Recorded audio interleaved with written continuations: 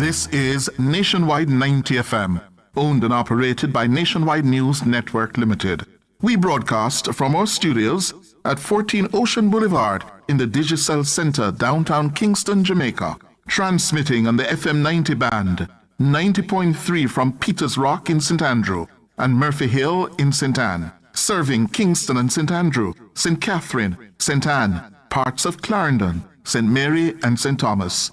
90.5 from Huntley in Manchester, transmitting to St. Elizabeth, Westmoreland, Manchester, Clarendon, rural St. Andrew and parts of St. Thomas. And 90.7 from Cooper's Hill in St. Andrew and Flower Hill in St. James.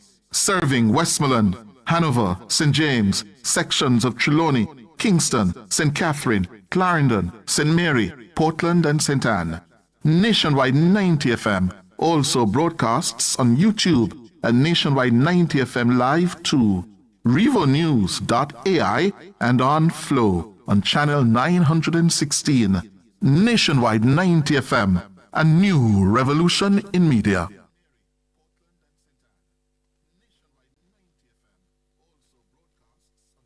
You're listening to Nationwide 90 FM. The time is 6 o'clock.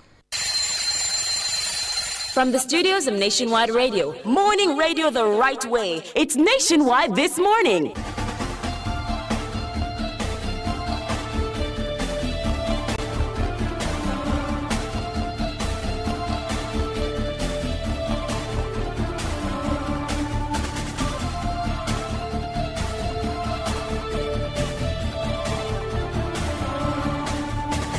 A very good morning to you. I'm Tawna Thomas. Coming up in the news at 6 for this morning, Friday, March 13, 2026. Gas station owners remain watchful amid a dramatic increase in the price of petrol.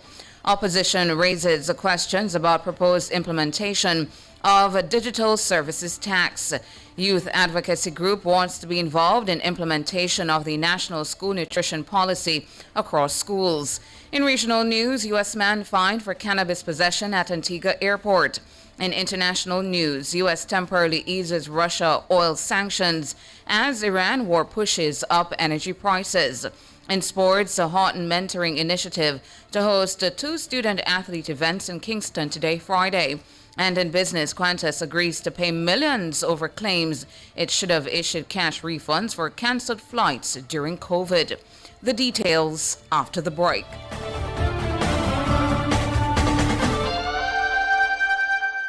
As a taxi man, every mickle make a muckle. I see way, sir. BCIC Easy Pay stay. Having 11 months to pay my car and home insurance, little by little, puts me at ease. Exactly.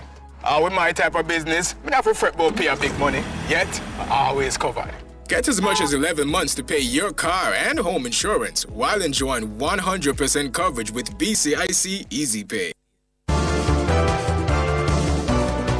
Catch the first news of the day. A comprehensive package of local, international, sports, and business news. The news at 6 on Nationwide 90 FM.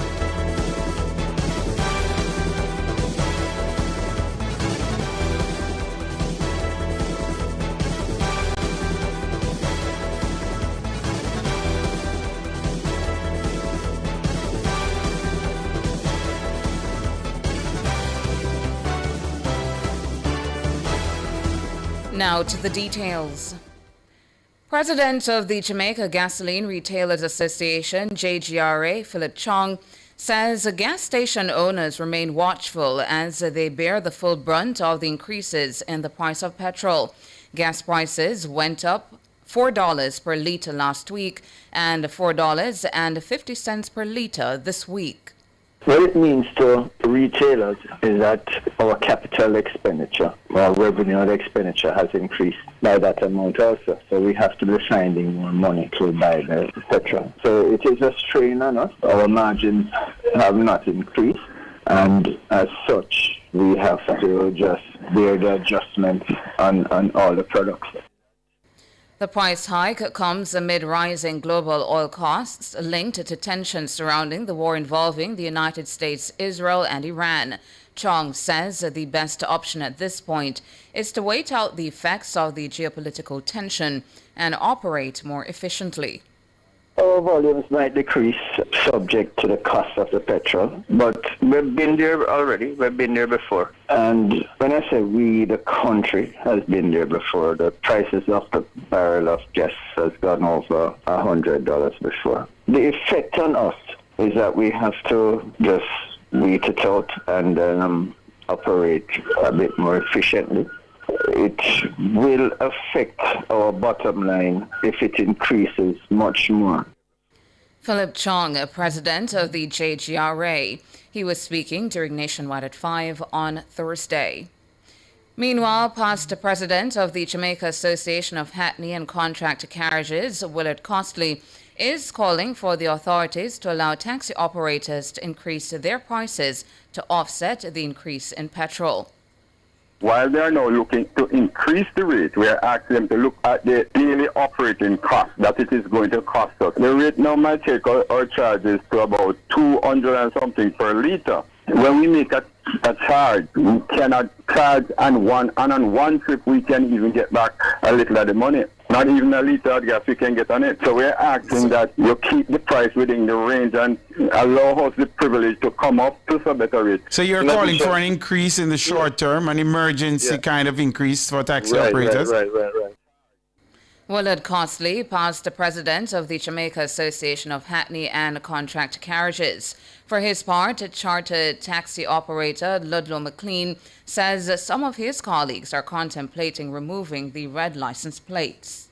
A lot of the operators they don't own their vehicles, and they have somebody that they report to the boss that they have to pay, and they have all the various bills. So these rising costs and a fixed rate that the authorities have placed on them, so it's going to cause some issues. But I can tell it from our side, the drivers most of them are severely impacted and they are concerned. So the operators are contemplating turning in their red plates, because if they can't operate, they might as well go the other way.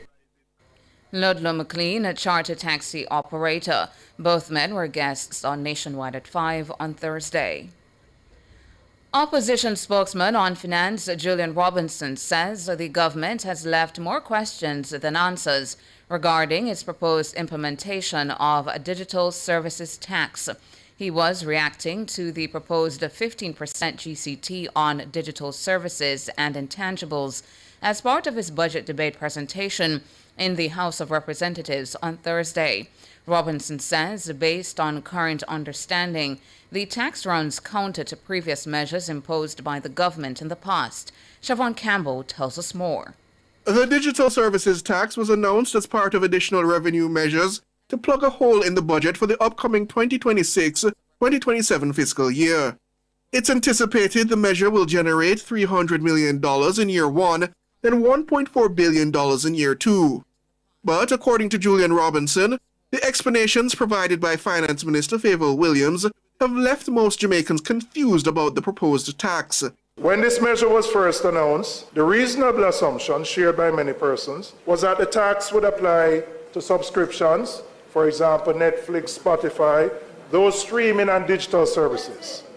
That was the natural reading of a digital services tax and what obtains in many other jurisdictions that have implemented it. But from what the minister said on Tuesday, it appears that the intention is different. It seems that the tax will apply to goods purchased online from platforms like Amazon, Temu, and Shein. He says the implementation of the tax runs counter to the government increasing the duty-free threshold to $100 2 years ago. Now, Madam Speaker, if that is indeed what is being proposed, then a serious question arises. Because that government 2 years ago made a very deliberate policy decision to raise the threshold on online purchases, increasing the custom duty exemption from 50 to 100 US and from 500 to $1,000 for persons traveling into the country. That was a conscious choice to reduce the cost burden to Jamaicans, and it was met with huge applause. Now, the digital services tax seems to be working against that relief. This inconsistency needs to be explained. To provide the relief, to now take it back from the very persons who you have provided the relief.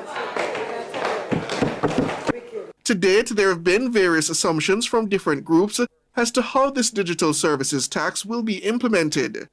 Robinson says Minister Williams must provide clarity. And beyond the inconsistency, there is a practical question of how this is going to be implemented. How are the taxes going to be collected? Who is going to be responsible for remitting it? What is the mechanism for enforcement across hundreds and thousands of transactions from foreign platforms? The minister owes the House an explanation. She has been here twice, and I must say, having spoken twice, it is as confusing as it was before. Siobhan Campbell for Nationwide News. Discounted energy rates for senior citizens and expanding solar technology for residential use are some of the proposals that the PNP would put forward to ease energy burdens for Jamaicans if it were at the helm of government.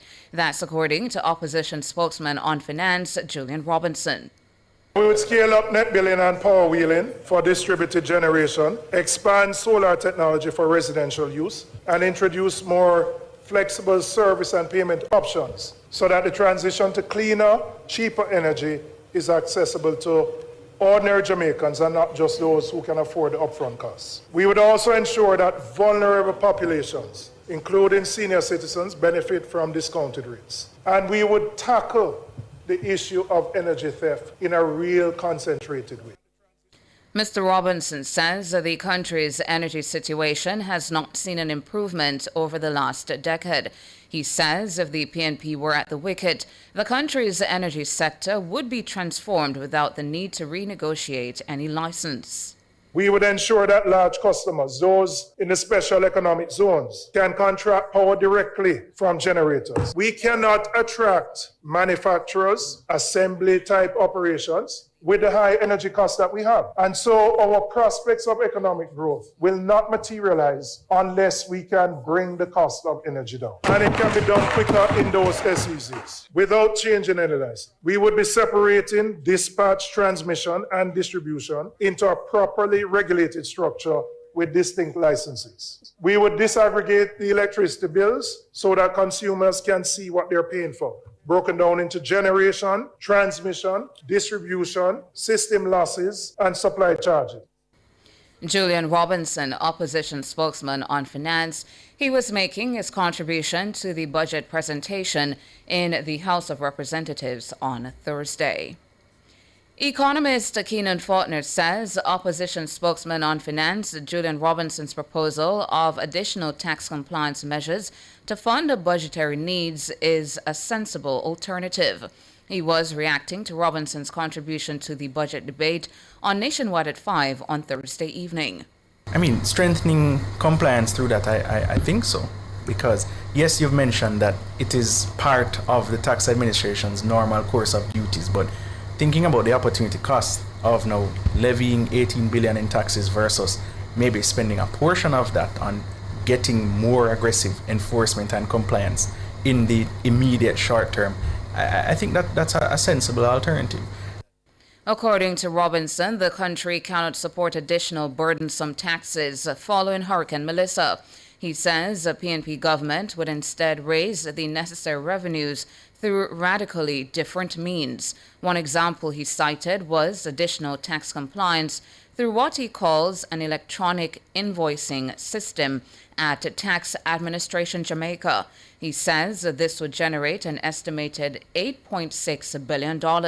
Faulkner believes that tax compliance measures should be something any government should seek to achieve under normal circumstances. When we consider the large stock of arrears that is due to the government, it is almost 250 billion Jamaican dollars. A lot of it, yes, is in interest, penalties and charges, but it is clear that there is an amount to be had, else you would not have had the exercise last year where you waived interest, penalties and charges, and that I think now accrued an additional couple of billions to the government's coffers. So this is something that should be pursued in ordinary circumstances, but really given the capacity to strengthen it, that's a good focus. Keenan Faulkner, economist. Meanwhile, president of the Small Business Association of Jamaica, Garnet Reid, believes that the government must take more steps to ensure informal businesses pay taxes. The informal business is alive and booming out there. Government need to find a way to ensure that they pay their taxes. What do you think Miss Matty, who sell at the school gate, she have to pay her GCT on the drinks, right? Master Joe, who have him shoemaker shop, him have to pay him GCT and him leather, and then him glue, and then him Patex, and therefore those foreigners need to pay their fair share of taxes to the Jamaican government. Garnet Reed, president of the Small Business Association of Jamaica. He was also speaking on Nationwide at 5 on Thursday. Executive Director of the Jamaica Youth Advocacy Network, Shanique Bowden, is calling for a greater inclusion of the group in the implementation of the National School Nutrition Policy across schools. She was speaking on Cliffviews Online on Thursday during an outside broadcast at the Mona Heights Primary School. I think one of the things that we are grappling right now is that, of course, we recognize that implementation takes time. The policy has a 5-year implementation period. But one of the things that we are finding a really hard struggle with is the transparency and communication around the implementation process. We are ready to support implementation here at JN, and we would just like to use this opportunity to call on the Ministry of Health and Ministry of Education to involve young people in the process. We have resources that we can use to, get the word out and to see how best we can support them in realizing the outcomes of the policy. The broadcast was hosted by the Jamaica Youth Advocacy Network, JN, in recognition of International School Meals Day. JN has long advocated for the implementation of the policy. The policy is now being implemented in schools across the country. Data shows that the prevalence of ultra-processed foods and sugar-sweetened beverages in school environments has contributed significantly to the growing crisis of non-communicable diseases in Jamaica. Bowden says now that the NSNP is in the implementation phase, JN wants to ensure behavior change among the stakeholders. Secondly, we also look to see from a policy and regulatory level is what comes next. So yes, we have the policy, but we also need to attack marketing. Right. We need to also attack the vending zones and ensure that the vendors around the schools are regulated. So we want to see what the timelines are for ensuring that the policy doesn't just sit down and gather dust, but is implemented in a way that can be sustainable and ensure that children 5-10 years from now are able to benefit from a healthier food environment. Shanique Bowden, Executive Director of the Jamaica Youth Advocacy Network. Opposition spokesman on health, Dr. Alfred Dawes, has publicly apologized to local government Minister Desmond McKenzie for commenting on his age during last week's sitting of Parliament's Standing Finance Committee. Although I privately apologized to him, which he accepted, I still think that it is necessary to offer a public apology, as it was out of character and it is not following the principle that I subscribe to of first do no harm. It clearly upset him, and that was not the intention. The heated exchange unfolded while the committee was reviewing the spending plans for the health ministry and matters related to the University Hospital of the West Indies. Dr. Dawes' line of questioning seemingly frustrated some government members who could be heard mumbling in the background. At that point, Dr. Dawes turned to Minister McKenzie and asked why the veteran politician was still there at his age. He then suggested he should be spending time with his grandchildren. The remark briefly sent the meeting into chaos, with a visibly upset McKenzie asserting that he should be ashamed of himself. Dr. Dawes says the incident sets a bad example for those watching the proceedings. It is a fact that Minister Mackenzie's grandson and my own son are not just classmates but friends. And I think that it set a bad example, and I would not want it to affect them or anyone else who would be looking on at the parliamentary proceedings. So again, I'm offering my unreserved and unqualified apologies to Mr. McKenzie. Dr. Alfred Dawes, opposition spokesman on health. And that's it for the local segment of the news. Up next, regional and international.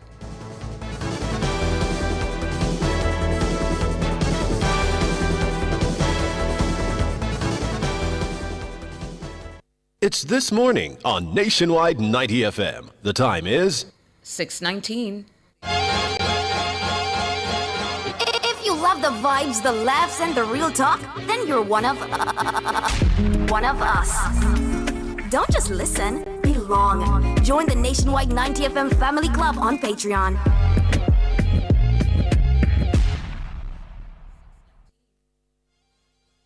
The regional and international news roundup is brought to you by Hanes Underwear.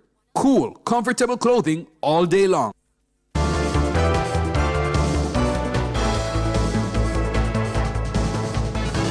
In regional and international news this morning, regional news in Antigua and Barbuda, a judge has ordered a U.S. national found in possession of marijuana to pay a fine of 1,000 EC dollars within 30 days or face 30 days in prison. The man, Fadi Aziz Saloom, was arrested at VC Bird International Airport and pleaded guilty to the charge. He arrived on a United Airlines flight from Pennsylvania. Authorities say a drug detection dog alerted officers to a black suitcase belonging to Saloom during a joint operation involving the Narcotics Department, the K-9 Unit, and the Customs Enforcement Unit. A search of the luggage reportedly uncovered 23 pre-rolled marijuana joints and a bag containing 56 grams of the drug. International, the U.S. says it will loosen sanctions on other countries buying Russian oil and petroleum loaded on vessels at sea in a bid to curb price rises. The cost of oil rose to more than $100 a barrel on Thursday when 3 more cargo vessels were hit in the Gulf. The U.S. Treasury says the temporary 30-day waiver would not provide significant financial benefit to the Russian government. Russia said it had about 100 million barrels of oil currently in transit. The Kremlin welcomed the move, saying Russia sees the U.S. actions as an effort to stabilize energy markets and therefore both countries' interests aligned.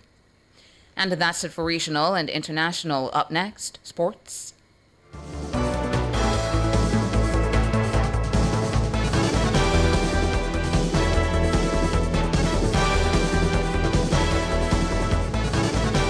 The regional and international news roundup was brought to you by Hanes Underwear.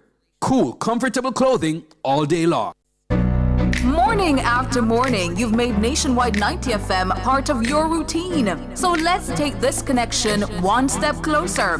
Join the Nationwide 90 FM Family Club and be part of it officially on Patreon. Family. You could win a return on your taxes. Pay your taxes with your Sagicor Bank Business Credit Card at Tax Administration Jamaica or online for your chance to be one of 2 lucky winners of $500,000 cashback. Earn an entry for every $100,000 spent on taxes between February 27 and April 15. Plus, enjoy a 1-month payment holiday up to 55 days interest-free and unlimited reward points. Visit Sagicor.com to learn more. Conditions apply. Authorized under Section 58.3 of the Betting, Gaming and Lotteries Act.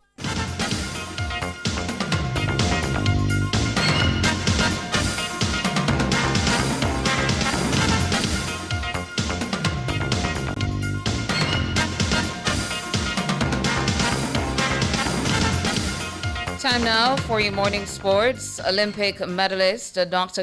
Gregory Houghton will host 2 student-athlete leadership and development events in Kingston on Friday as part of the Houghton Mentoring Initiative.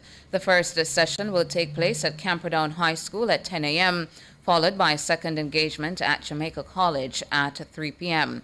The events will bring together student-athletes, mentors, and community leaders for interactive discussions and leadership exercises designed to strengthen discipline, character, and long-term success. Dr. Houghton founded the initiative to help young athletes develop strong leadership skills while balancing academics and sport. The program combines mentorship, leadership, training, and life skills development to help student athletes build the mindset and the habits necessary for long-term achievement. Now, during this event, the participants will be engaged in motivational sessions, interactive mentorship discussions, and practical leadership exercises aimed at helping these young student athletes to understand the connection between discipline, education, character, and performance. Dr. Gregory Horton. Jamaica's top international rally driver, Fraser McConnell, is gearing up for his long-awaited debut in a BCIC Rally Barbados later this year as he begins his Barbados rally campaign this weekend. McConnell, representing Team Fraz, will team up with co-driver Justin Morin as they compete in two local warm-up events: the Vaucluse Raceway Motor Sports Club doubleheader sprint on Saturday and the Motoring Club Barbados Inc. Spring Blades on Sunday. The outings will give the pair valuable seat time on Barbados' demanding road surfaces as they prepare for the region's premier rally event from May 29 to 31. The Jamaican duo will contest the rally in a Mitsubishi Lancer Evo sporting striking black, green and gold inspired by Jamaica's national flag and backed by several Jamaican sponsors. McConnell says competing in Rally Barbados has long been a dream. He first attended the event in 2015 when Jamaica Rally legends Jeff Panton and John Powell secured victory for Jamaica. Now the 2017 Rally Jamaica winner says he's excited to experience the passionate Bajan motorsport fans firsthand. Raymond Watson, head coach of Jamaica College's title-winning under-16 team, stated that one of the secrets to their recent success was defensive solidity throughout the season. On Wednesday, the Old Hope Road-based institution registered a 2-1 victory over rivals Kingston College at the Stadium East Field. Watson added that the coaching staff found their deficiencies early in the season and made the necessary adjustments. Hard work. We had some not so good moments throughout the season in terms of results, but kept persevering. And one of the things I realized with them is that they could defend. Our greatest problem was that we were short on goal scorers. Watson stated that after the first round, he realized that Tevin Savage would be an integral ingredient if Jamaica College were to win the title. Hence, their game plan changed. We had one person who basically, if the team scored 20 goals, he's involved in 16. So whenever we don't have him or if he has a bad day, everything goes haywire. So what I realized is that after the first rounds were kind of pretty easy, but we still had our challenges when we didn't have Savage or he played a bad game. So then I just decided, listen, stop trying to play this nice, beautiful football. Just get the ball to Savage, get a goal or two, and let's do what we do best, defend. On reflection, Watson described this season as the most challenging of his career. I am very happy, very elated. It's, I think, maybe my most difficult season in schoolboy football based on the talent pool was not there as expected, and we had players who, for some reason, found themselves not in school, players migrated, and, the whole disappointment of not winning the Manning Cup is like, people not interested in under-16 football like the players there. So when we really brought them out and say, come to training, you get some days, some not. So when they started to commit themselves, they started to work hard. Raymond Watson, Jamaica College also won the under-14 title, beating Kingston College by 3-2 via penalties. And that's it for your morning sports.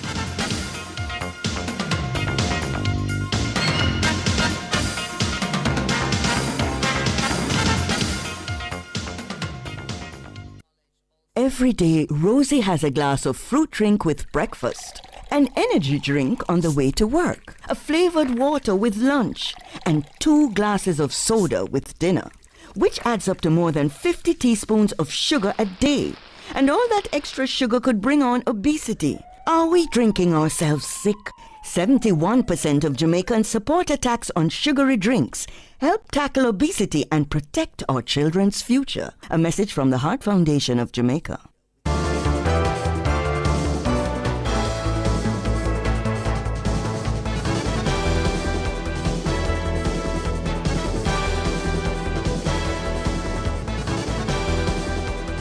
In business this morning, Oil prices dipped on Friday, but were on track for weekly gains as Gulf disruptions from the Middle East conflict outweigh the U.S. and International Energy Agency measures to ease supply concerns. Brent futures declined by $1.22 or 1.2%, putting the price at $99.24 a barrel, heading towards a weekly increase of 7.5%. U.S. West Texas Intermediate is set for an uptick of nearly 4% for the week. It declined by $1.81 or 1.9%, selling for $93.92. Both benchmark prices surged more than 9% on Thursday and hit their highest levels since August 2022. Goldman Sachs predicted on Friday that Brent oil would average more than $100 a barrel in March and $85 in April as energy prices remain volatile due to the Iran war, damage to the Middle East energy infrastructure, and disruptions in the Strait of Hormuz. Qantas Airways has agreed to pay $74 million over claims it should have issued cash refunds for cancelled flights during the COVID-19 pandemic. The class action lawsuit was made on behalf of passengers whose flights were cancelled by the carrier between 2020 and 2022 and received travel credits instead of cash. According to its results published in February, the settlement is almost double the amount Qantas had expected to pay. The airline said on Friday that it has agreed to pay the sum with no admission of liability. Echo Law, the legal firm leading the class action, said the settlement is subject to court approval and details of how customers can claim refunds will be made soon. The firm had alleged that Qantas breached its contracts with customers by failing to provide cash refunds for cancelled flights in a timely manner and instead offered travel credits. Ecolaw said the airline engaged in misleading or deceptive conduct over the rights of customers over their cancelled flights in violation of Australian law. It added that by doing so, Qantas unlawfully benefited from customers by holding for years a very significant amount of customer funds that ought to have been refunded. And in foreign exchange trading now, the Jamaican dollar has lost 7 cents and will open trading against the benchmark US dollar, selling for an average $157.93. Against the Canadian, the Jamaican has gained 45 cents and will open selling for an average $116.10. And finally, the Jamaican dollar has gained $4.50 and will begin trading for an average $209.79 against the British pound. That's it for business this morning.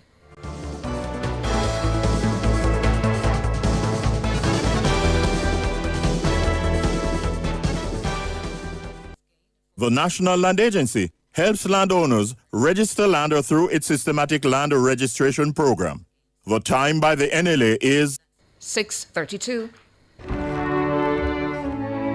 If you have an objection to this marriage, speak now or forever hold your... Don't do it, Tevin! I still love you. I have since the day we stole your mom's car and got matching dolphin tattoos. Oh, Lordy. Janelle? From spring break, oh wait? Yes, it's me. Janelle, you've got to move on. We're like the wedding guest that doesn't ruin the ceremony. CG United Insurance. Good like that.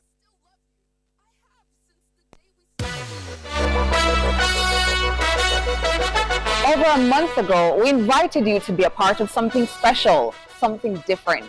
And you know what? Over 500 of you said, all right, we're in. That means over 500 of you decided to move from just being a listener to being a part of the family. The Nationwide Family Club isn't just an idea anymore. It's real, it's growing, and it feels good. And because Family looks out for family, for the entire month of March, we're doing something extra. Every single week, one Family Club member will win a $25,000 supermarket voucher. That's 4 winners, 4 weeks, 4 real chances. Because when you stick with us, we believe you should feel it. Loyalty shouldn't just be appreciated, it should feel rewarded.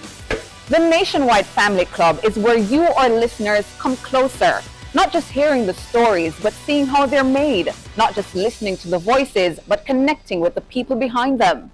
In the Family Club, you get early access to documentaries, exclusive content on air, member-only conversations, birthday shout-outs, breaking news alerts, and depending on your tier, studio experiences and private live streams. That's not just regular radio. That's Family Access. This isn't just a subscription. It's connection. It's community. It's saying, I support what you do, and I want to be closer to it. More content, more interactions, more behind the scenes, and no, more chances to win. And if you've been watching from the sidelines, we've been saving a seat for you. Join today. Be a part of the first 1,000 family members. And this March, you could be one of 4 people walking away with a $25,000 supermarket voucher. Go to patreon.com/Nationwide News Network, the Nationwide Family Club, closer than radio, stronger than ever, and growing with you, our family.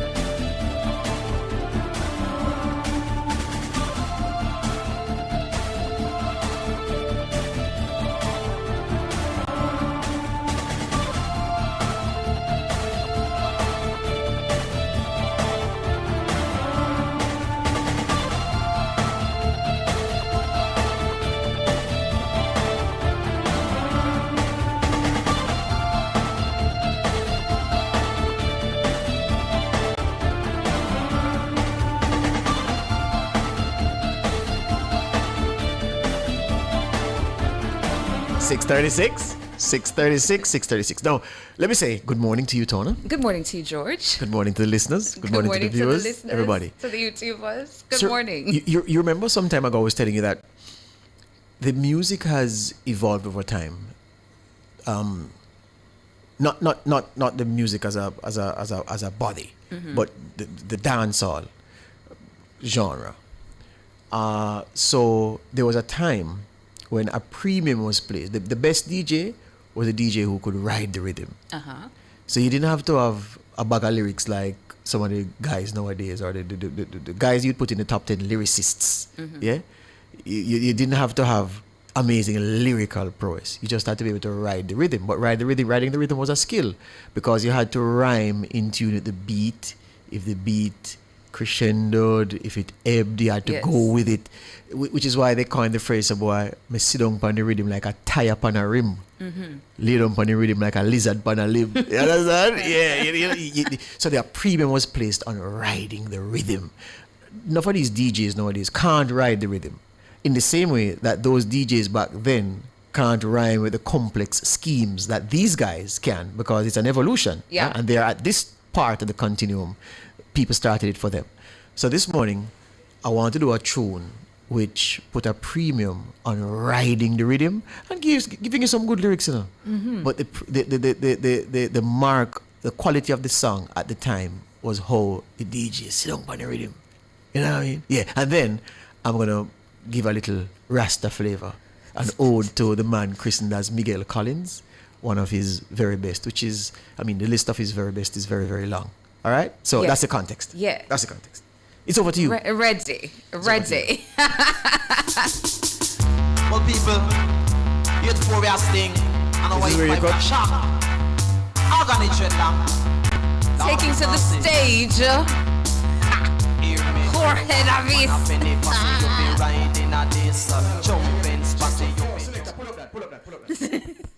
Pull up that. All right. So we want to big up some people. I'm not the time promoters, I'm not the time to big up nobody. All right.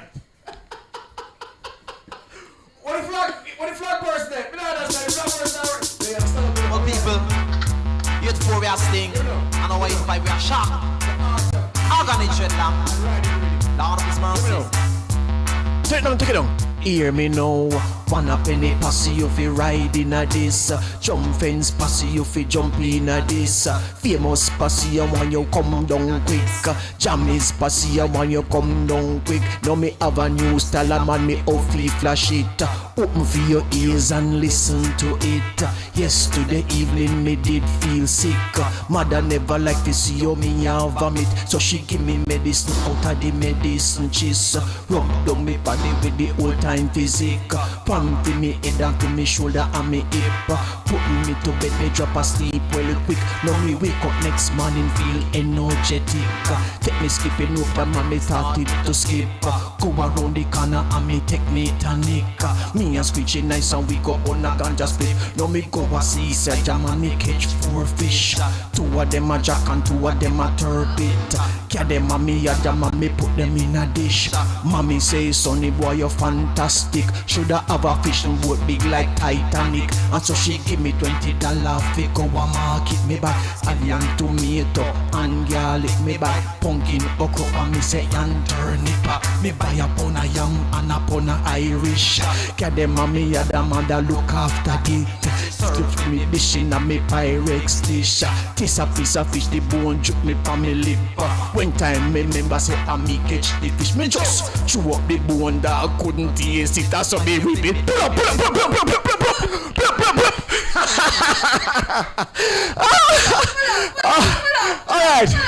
Alright. This is for the... Yeah. What? Yeah. No, man. What? No. King, just work with the program, man. He want give me some... Work with the program, man. Eh? Yeah. What are the man? Give me the sizzler, man. What cheese let me take? Give me the sizzler, man. I work, I'm just a pass through the dance. Me come to steal, I'm just a pass through. You understand? Pull. Alright, I hate that. Yeah.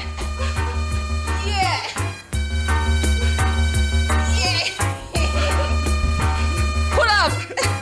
You was a pull.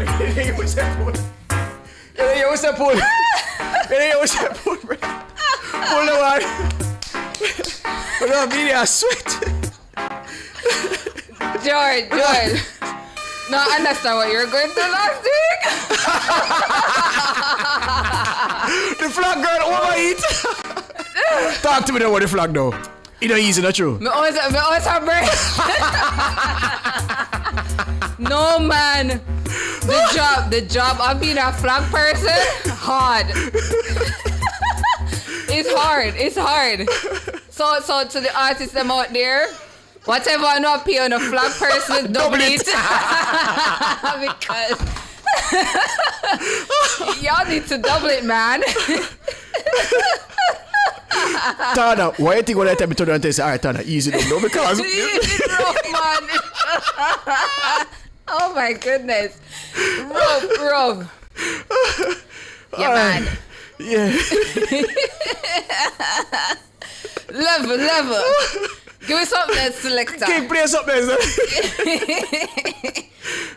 Give me something else, Ned does. Tell Michelle me need dab. Please. Yeah, man. Some water and some paper towel. Work. Oh my goodness. Yeah, I see people in the chat. Oh, they're having a time. Somebody says, I can take up the job as a side hustle.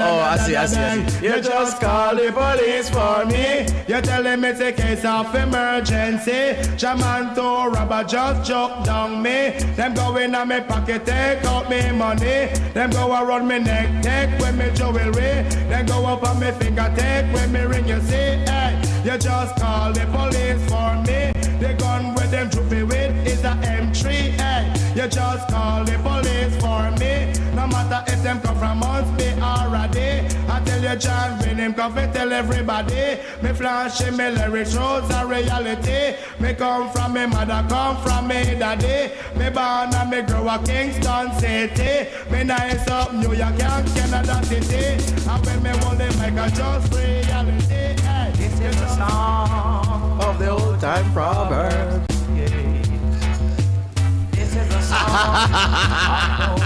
Proverbs. Hey, hey. Oh, what a walk, oh, a pumpkin belly. Whoa, oh. Who asked me that? Know me whole time granny. From down in the country. Sister Saw, I wanna know. Sister Saw, I wanna know. Oh, what a walk, oh, a pumpkin belly. Lord God have mercy. Hey, who walks me that? Know me whole time granny. From down in the country. Grandma, oh yes I know. I won't tell you now. Sister Saw, seem like a selling gal. Seem like a selling whole gal. Oh what a walk, oh a pumpkin belly. Whoa, whoa, whoa. King. People want to call Papa Levi. We got me King.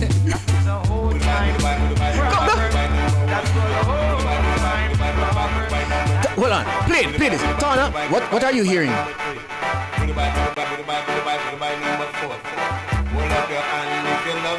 When you go back to the thing again, okay. There is a hussy in the corner, all of them just a ball of murder.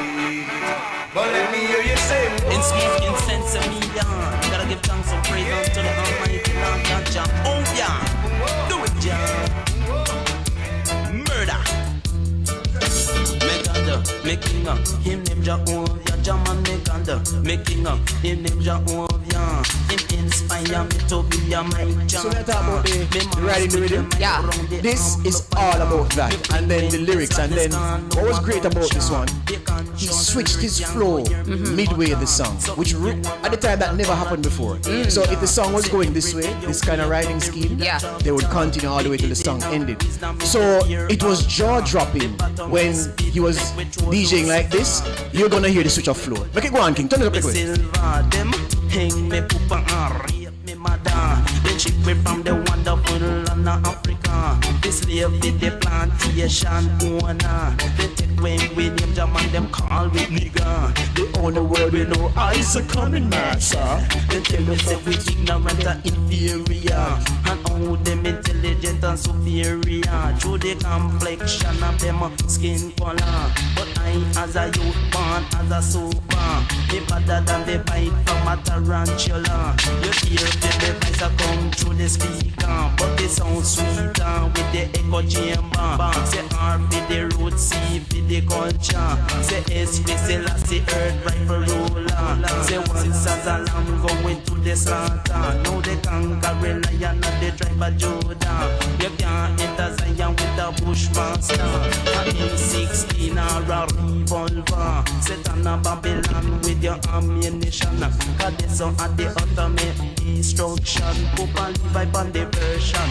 Hail Jamana and Levi on the version. When we steer Jaman me kuna stop like you. Me one for the streets and go on for food. I ride for the dance and make me too. If I deal with sitting on stool, no black me brown, no black me rip to me chest, me spine me back. Chose a pocket up flap with soul of rock, but ring me chat. Cap on a buck at the pop and a cap on the back of my bass and table at top. We act no cold, let cold, no at electricity can give you a shot. Free for the mouse, no free for no rat. Stop for the bottom, we reach to the top. Eat all the snacks, they crack to the pop. Me run to the toilet, we cut the crap. Me younger again, me no eat the snack, come from me and me no score, no fat. So you see, the switch of flow, yeah, never happened before. Mad. And it was astonishing then and astonishing now. Mad.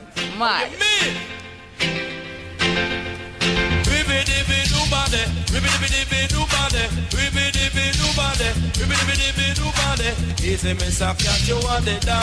Yes. He say me suck cat you want it down. Yes, me going to sting them like a bees and bite them like a scorpion. Anywhere me pass from me and the mic. And you control the music, you know. You rap the segment. Under pressure the world, under pressure to the mother, under pressure the world, under pressure to the leaders of the world and them. Boy, Super get a sing about then and now. Under pressure. The next one I say him roll in Russia, and one of them I say him control China. The next one I say him control Cuba. One a roll Libya, one roll Uganda. But me say gunshot a bust up in a Nicaragua. And every day them get up training like a gorilla. God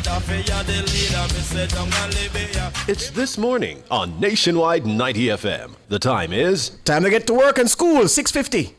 JPS and Partners Cooperative Credit Union offers financial solutions for every stage in your life: savings, auto loans, mortgages, and more. The Temperature by JPS and Partners Cooperative Credit Union, your financial partner for life, is 24 degrees Celsius in Kingston, 24 degrees Celsius in Montego Bay, 18 degrees Celsius in Mandeville. At the Commission of Strata Corporations, we're here to ensure strata living works for everyone. We monitor and regulate strata corporations. We maintain a register of these corporations. We facilitate dispute resolution between proprietors and corporations. We enforce the bylaws that keep your community running smoothly. Together, we're building stronger, more cooperative communities, one strata corporation at a time. Visit reb.gov.jm for more information. For all your electrical needs, visit ABC Electrical Sales. They stock a wide variety of electrical supplies, including plugs, switches, panel boards, and conduits, plus energy-saving fixtures. ABC Electrical Sales stocks brands like GE, Siemens, Philips, Cutler Hammer, and Allen Bradley. They also offer free island-wide delivery just to suit your needs. Visit them at Shop 8, Hagley Park Plaza, Kingston 10, or call 876-754-3714-5 or 876-754-3825-8. ABC Electrical Sales, for a better choice in the electrical business.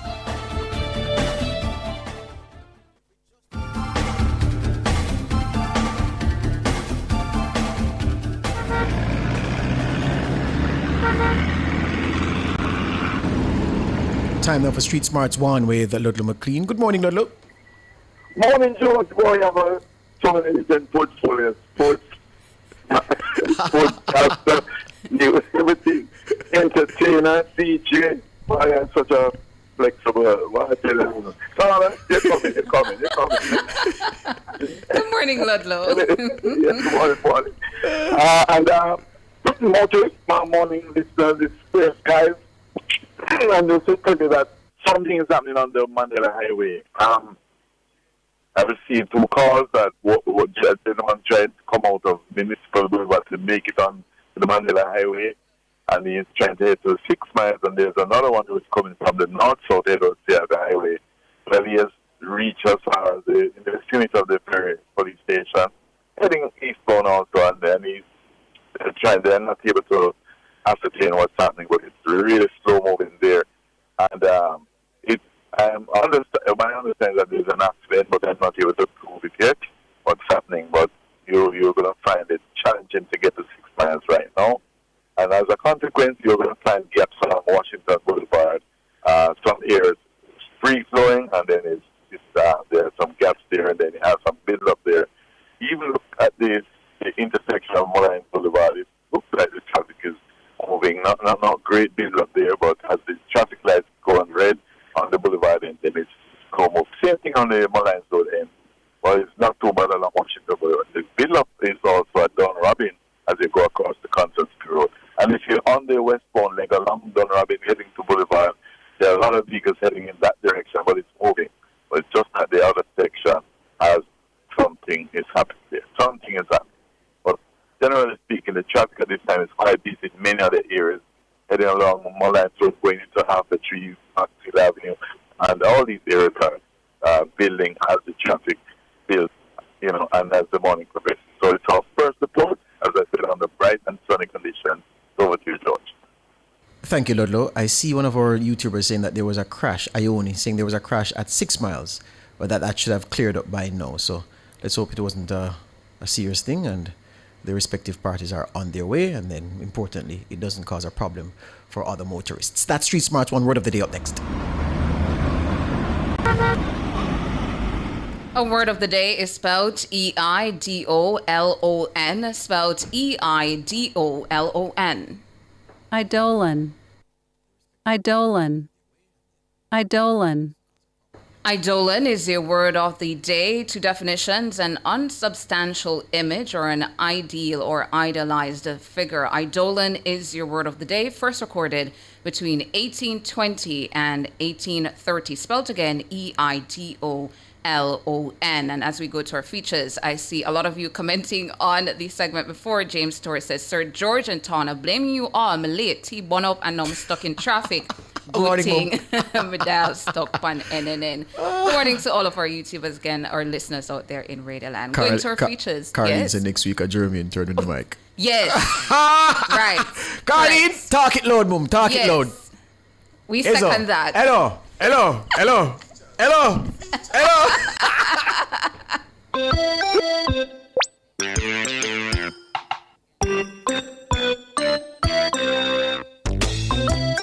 When you're an exhausted parent with a demanding little one at home, anything that saves time or offers you a few extra minutes of sleep probably seems like an idea worth trying. That explains the temptation to leave a bottle of formula or breast milk in your child's crib.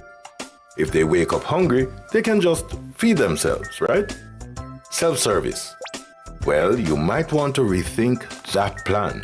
In Parenting Tips today, 5 reasons not to give an infant a bottle in bed. A baby's access to a bottle in bed creates a list of potential problems, and we're not talking about cleaning spills or bedding or PJs. There are health concerns to consider. So how much harm can a bottle of formula or milk really do to your child if they grab it for a late night feeding? Far more than you'd think. Small areas in young children can make them prone to choking or gagging while drinking, especially if the fluid flows out faster than they can swallow. If you're holding your baby and feeding them, you can prop them up and take corrective action to help clear the airway if they start choking or coughing. A few gentle pats on the back usually helps. But if your baby is alone and lying on their back in bed, they may be unable to adjust on their own. That may lead to them breathing in the fluid and choking. If your infant dozes off in their crib while sucking on a bottle, odds are that they nod off with some formula or milk still in their mouth. Whatever they were drinking may pool around any just emerged teeth. That's bad news for those little pearly whites. There's a higher risk for tooth decay if a baby falls asleep with formula, milk, or some other drink containing sugar in their mouth. The reason? Sugary fluids that linger in the mouth break down into an acid that attacks tooth enamel, leading to deterioration. Babies who drink from a bottle in bed may also be more at risk of getting an ear infection. If a baby drinks while lying flat on their back, the fluid may flow into their escutcheon tubes and to their middle ear to cause an infection. Making a bottle part of your child's in-bed sleep routine can strengthen their feed-to-sleep association.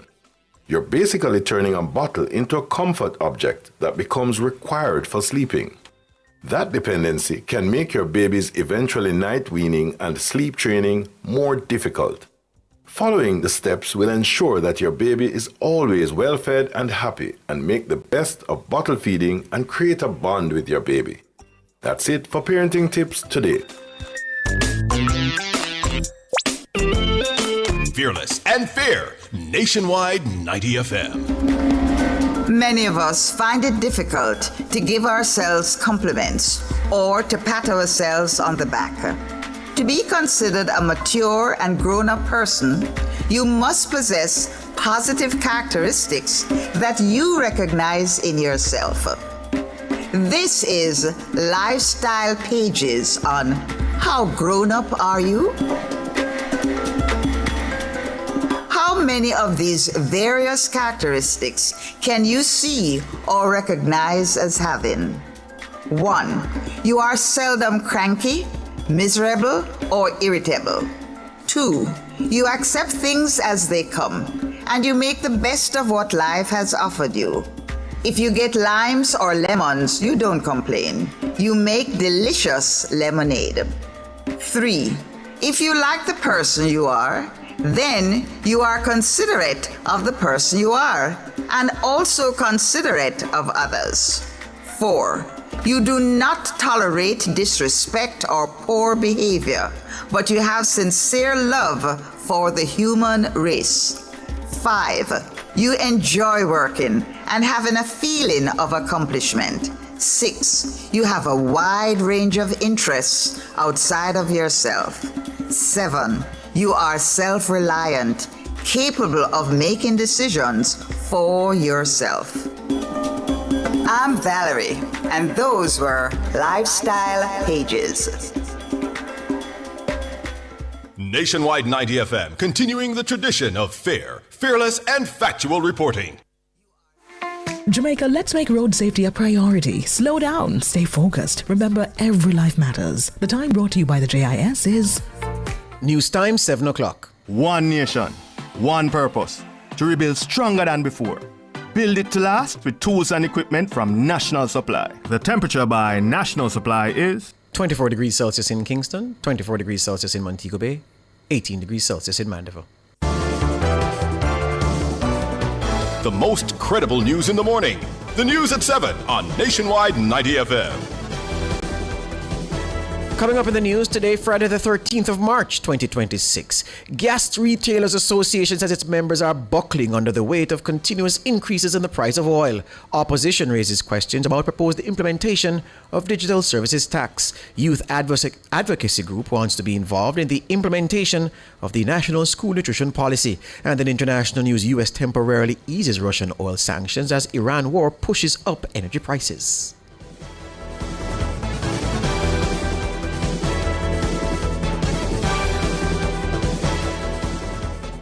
If it's news, it's got to be Nationwide 90 FM. Now to the details. President of the Jamaica Gasoline Retailers Association, JGRA, Philip Chung, says gas station owners have so far been bearing the full brunt of the increases in the price of petrol. Gas prices went up by $4 per litre last week and another $4.50 this week. What it means to retailers is that our capital expenditure, our revenue expenditure has increased by that amount also. So we have to be finding more money to buy the petrol. So it is a strain on us. Our margins have not increased. And as such, we have to just bear the adjustment on all the products. The price hike comes amid rising global oil costs linked to the ongoing U.S.-Israeli war on Iran. Chong says the developments demand more efficiency in the local industry.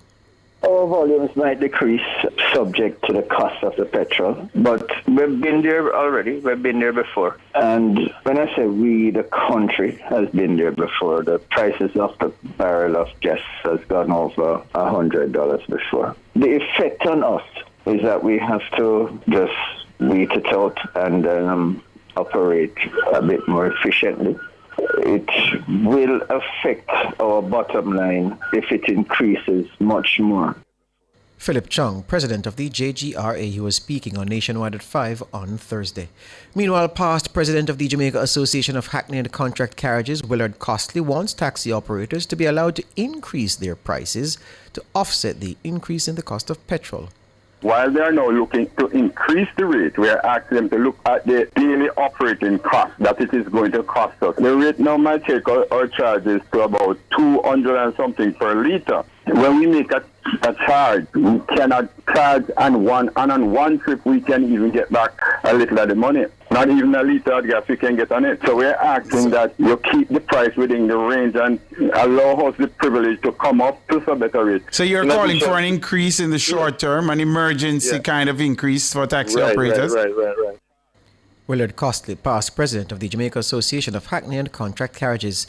Chartered taxi operator Ludlow McLean says his colleagues are assessing the impact on their business. A lot of the operators they don't own their vehicles, and they have somebody that they report to the boss that they have to pay, and they have all the various bills. So these rising costs and a fixed rate that the authorities have placed on them is going to cause some issues. But I can tell you from our fact that the drivers most of them are severely impacted and they are concerned. So the operators are contemplating turning in their red plates, because if they can't operate, they might as well go the other way. Ludlow McLean, chartered taxi operator, both himself and Costley were guests on Nationwide at 5 on Thursday. Opposition spokesman on finance Julian Robinson says the government has left more questions than answers about its proposed implementation of a digital services tax. He was reacting to the proposed 15% GCT on digital services and intangibles as part of his budget presentation in the House of Representatives on Thursday. Robinson says based on current understanding, the tax runs counter to previous measures imposed by the government. Siobhan Campbell tells us more. The digital services tax was announced as part of additional revenue measures to plug a hole in the budget for the upcoming 2026-2027 fiscal year. It's anticipated the measure will generate $300 million in year one, then $1.4 billion in year two. But according to Julian Robinson, the explanations provided by Finance Minister Favour Williams have left most Jamaicans confused about the proposed tax. When this measure was first announced, the reasonable assumption shared by many persons was that the tax would apply to subscriptions, for example, Netflix, Spotify, those streaming and digital services. That was a natural reading of a digital services tax and what obtains in many other jurisdictions that have implemented it. But from what the minister said on Tuesday, it appears that the intention is different. It seems that the tax will apply to goods purchased online from platforms like Amazon, Temu, and Shein. He says the implementation of the tax runs counter to the government increasing the duty-free threshold to $100 2 years ago. Now, Madam Speaker, if that is indeed what is being proposed, then a serious question arises. Because that government 2 years ago made a very deliberate policy decision to raise the threshold on online purchases, increasing the custom duty exemption from 50 to 100 US and from 500 to $1,000 for persons traveling into the country. That was a conscious choice to reduce the cost burden to Jamaicans, and it was met with huge applause. Now, the digital services tax seems to be working against that relief. This inconsistency needs to be explained. To provide the relief, to now take it back from the very persons who you have provided the relief. To date, there have been various assumptions from different groups as to how this digital services tax will be implemented. Robinson says Minister Williams must provide clarity. And beyond the inconsistency, there is a practical question of how this is going to be implemented. How are the taxes going to be collected? Who is going to be responsible for remitting it? What is the mechanism for enforcement across hundreds and thousands of transactions from foreign platforms? The minister owes the House an explanation. She has been here twice, and I must say, having spoken twice, it is as confusing as it was before. Siobhan Campbell for Nationwide News. Discounted energy rates for senior citizens and expanding solar technology for residential use are some of the proposals the PNP would put forward to ease the energy burden facing Jamaicans if it were at the helm of government. That's according to the opposition spokesman on finance, Julian Robinson. We would scale up net billing and power wheeling for distributed generation, expand solar technology for residential use, and introduce more flexible service and payment options so that the transition to cleaner, cheaper energy is accessible to ordinary Jamaicans and not just those who can afford the upfront costs. We would also ensure that vulnerable populations, including senior citizens, benefit from discounted rates. And we would tackle the issue of energy theft in a real concentrated way. Robinson says the country's energy situation has not seen an improvement over the last decade. He says if the PNP were at the wicket, the energy sector would be transformed without the need to renegotiate any license. We would ensure that large customers, those in the special economic zones, can contract power directly from generators. We cannot attract manufacturers, assembly type operations with the high energy costs that we have. And so our prospects of economic growth will not materialize unless we can bring the cost of energy down. And it can be done quicker in those SEZs without changing any license. We would be separating dispatch, transmission, and distribution into a properly regulated structure with distinct licenses. We would disaggregate the electricity bills so that consumers can see what they're paying for, broken down into generation, transmission, distribution, system losses, and supply charges. Julian Robinson, opposition spokesman on finance, he was making his contribution to the budget debate in the House of Representatives on Thursday. Economist Keenan Faulkner says the Says Julian Robinson's proposal of additional tax compliance measures to fund budgetary needs is a sensible alternative. He was responding to Robinson's contribution to the budget debate on Thursday. I mean, strengthening compliance through that, I think so. Because, yes, you've mentioned that it is part of the tax administration's normal course of duties, but thinking about the opportunity cost of now levying 18 billion in taxes versus maybe spending a portion of that on getting more aggressive enforcement and compliance in the immediate short term, I think that's a sensible alternative.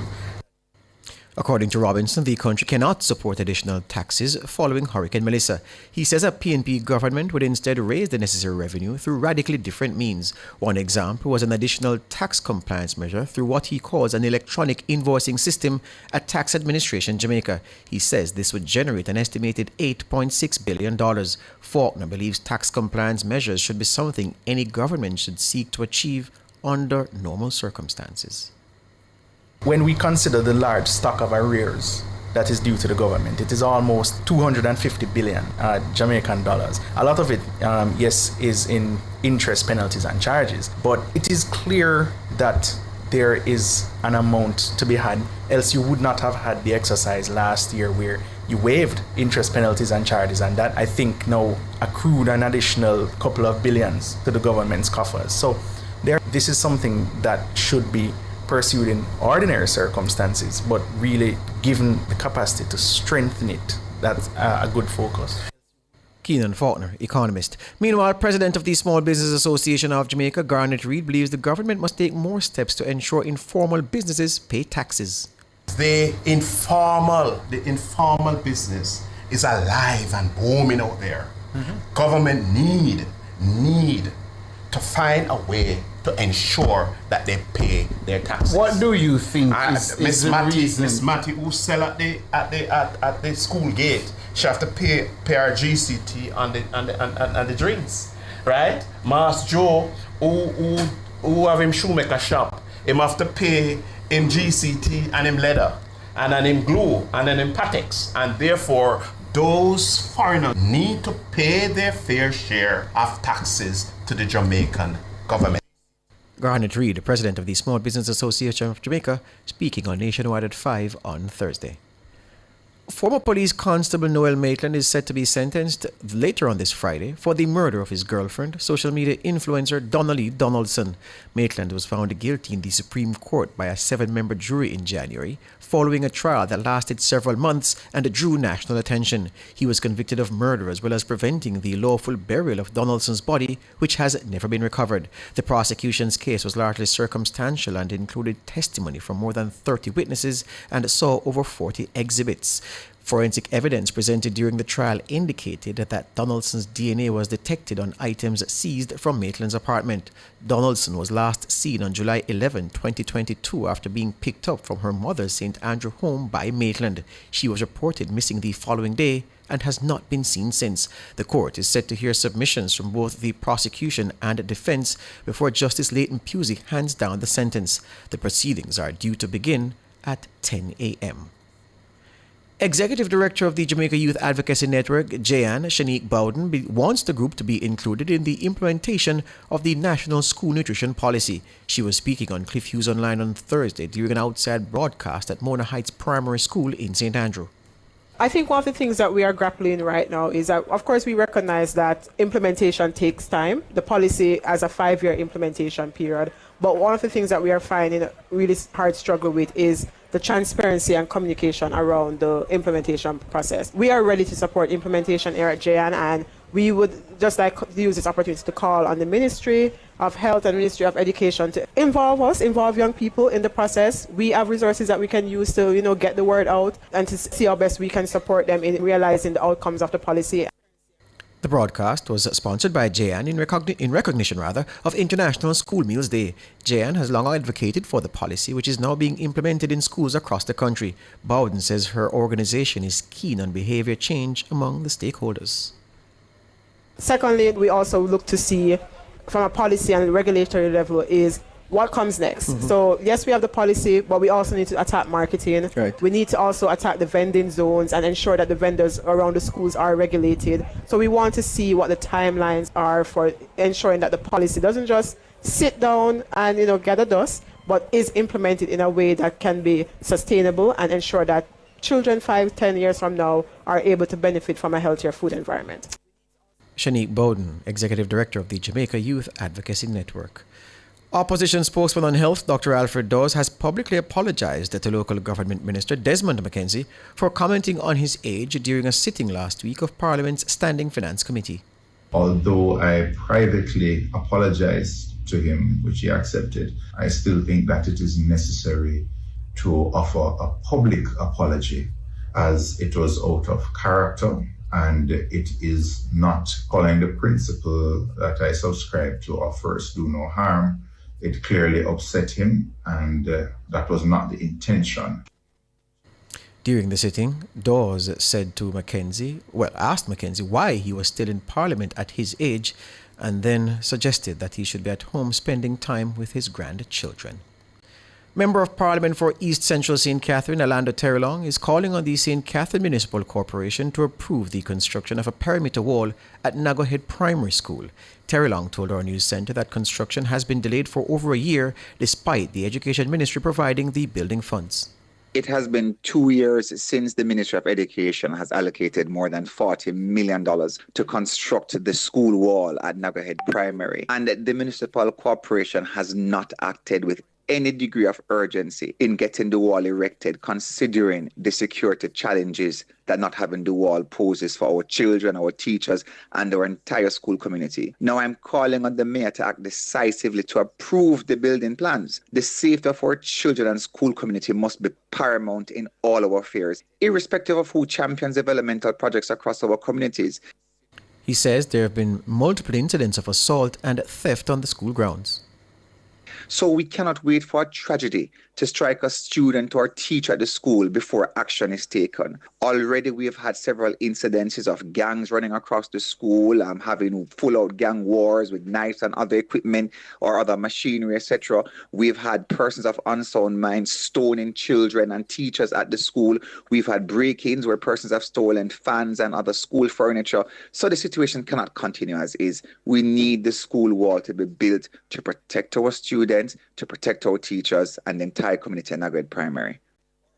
Orlando Terrelong, Member of Parliament for East Central St. Catherine, Councillor for the Southborough Division, Damara Lawson, says the multiple incidents at the school prove that the wall is needed. She believes its construction will significantly improve safety for all.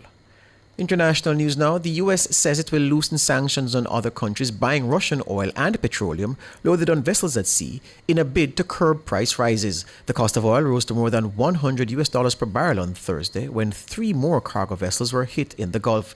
The US Treasury says the temporary 30-day waiver would not provide significant financial benefit to the Russian government. Russia says it has about 100 million barrels of oil currently in transit. The Kremlin welcomed the move, saying Russia sees the US's action as an effort to stabilize energy markets and therefore both countries' interests align. The announcement came a day after the US Energy Department said Washington would release 172 million barrels of oil from its strategic petroleum reserve to help curb skyrocketing oil prices. That plan was coordinated with the International Energy Agency, which has agreed to release a record 400 million barrels of oil from strategic stockpiles, including the US contribution. That's the news.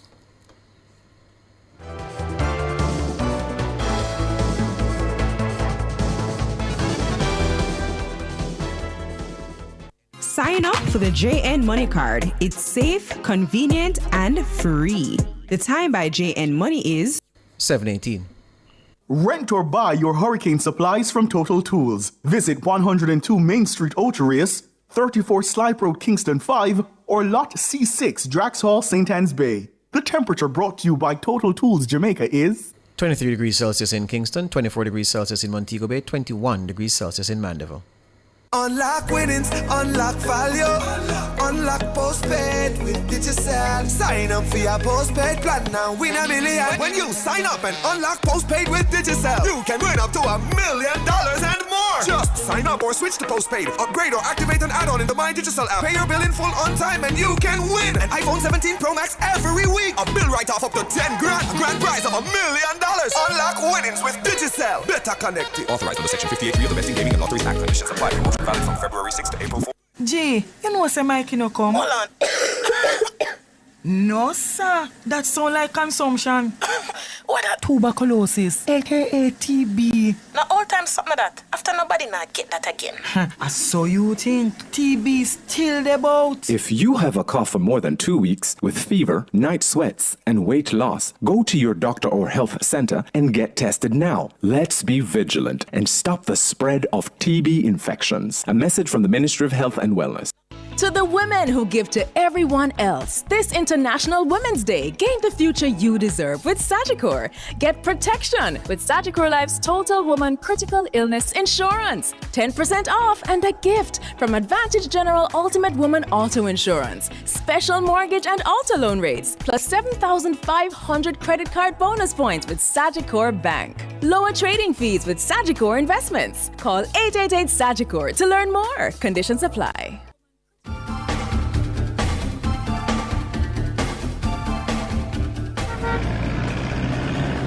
Time now for Street Smarts 2 with Ludlow McLean. Good morning, Ludlow. Morning, George. Our entertainer, our morning entertainer. Well, people calling me now, I love the vibes. Yeah, man. And they're on all different age groups. So. Yes, man. I had two gentlemen in their 70s just calling and so, but I love these vibes. Yes, man. All right. You know, the situation that you're coming off ready, is just as you come around that Queenie area, you're going to have some traffic that takes you right down the connected Perkins Boulevard. Now, if you're leaving Patrick City, Abbeville Drive, then onto Queensbury Drive, then onto Perkins Boulevard, you're definitely going to have some traffic there that backs up right there to go across the Reddy's Road. The Reddy's Road has some traffic, especially in the vicinity of the Price Right area, that's in the Meadowbrook area there, and it goes across all the way down past St. Richard's and all of that. Now, Mullines Road, just in the vicinity of the gas station, it is moving, but as you get closer towards going across Sunrise and going further down to connect with just in the vicinity of the Western District Post Office, you're going to have traffic, and it backs up in the vicinity of the Mullines and Boulevard intersection, and then it transferred all the way up, going across into Harper Street, and that's where you have the greatest build-up as you try to approach South Road Avenue and Eastwood Park Road. That's where the traffic is along Mullines Road. And also Constance Spring Road, from early this morning, has traffic in that southbound direction. There's traffic coming from Waterloo onto West Kings Road and then going down Constance Spring Road. So that area is also busy. Waterloo is also busy. Kingsway is very challenging and it's going to be difficult. The thing with Kingsway, it's one lane heading towards Hope Road. Waterloo is 2 lanes. So I would think it's much easier to use Waterloo Road, although there's traffic. And then going into Harper Street from Hope Road, there's also traffic. There's traffic in many other areas. Liganeo, as usual, has traffic in the vicinity of the embassy and coming down Olop Road, then going past Hampton Terrace and going further down towards Mountain View. That's the area that has traffic right in that vicinity there. And generally speaking, the traffic is busy at this time. And remember, motorists at this time, the intersections are busy. I'm pleased to report also that the traffic intersection by Knoxville Boulevard and Grenada Crescent is working. It has been on and off, but I see it's working for a few days now. So there you go. Have yourselves a great weekend. And as usual, at Street Smart, your safety is our concern. Over to you, George. Thank you, Ludlow. Ludlow there with Street Smarts 2. Up next, front page.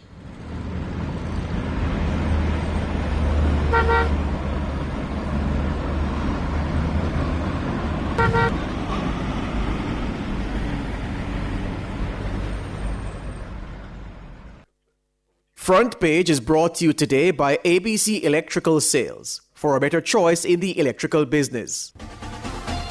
For all your electrical needs, visit ABC Electrical Sales. They stock a wide variety of electrical supplies including plugs, switches, panel boards and conduits, plus energy-saving fixtures. ABC Electrical Sales stocks brands like GE, Siemens, Philips, Cutler Hammer and Allen Bradley. They also offer free island-wide delivery just to suit your needs. Visit them at Shop 8, Hagley Park Plaza, Kingston 10, or call 876-754-3714-5 or 876-754-3825-8.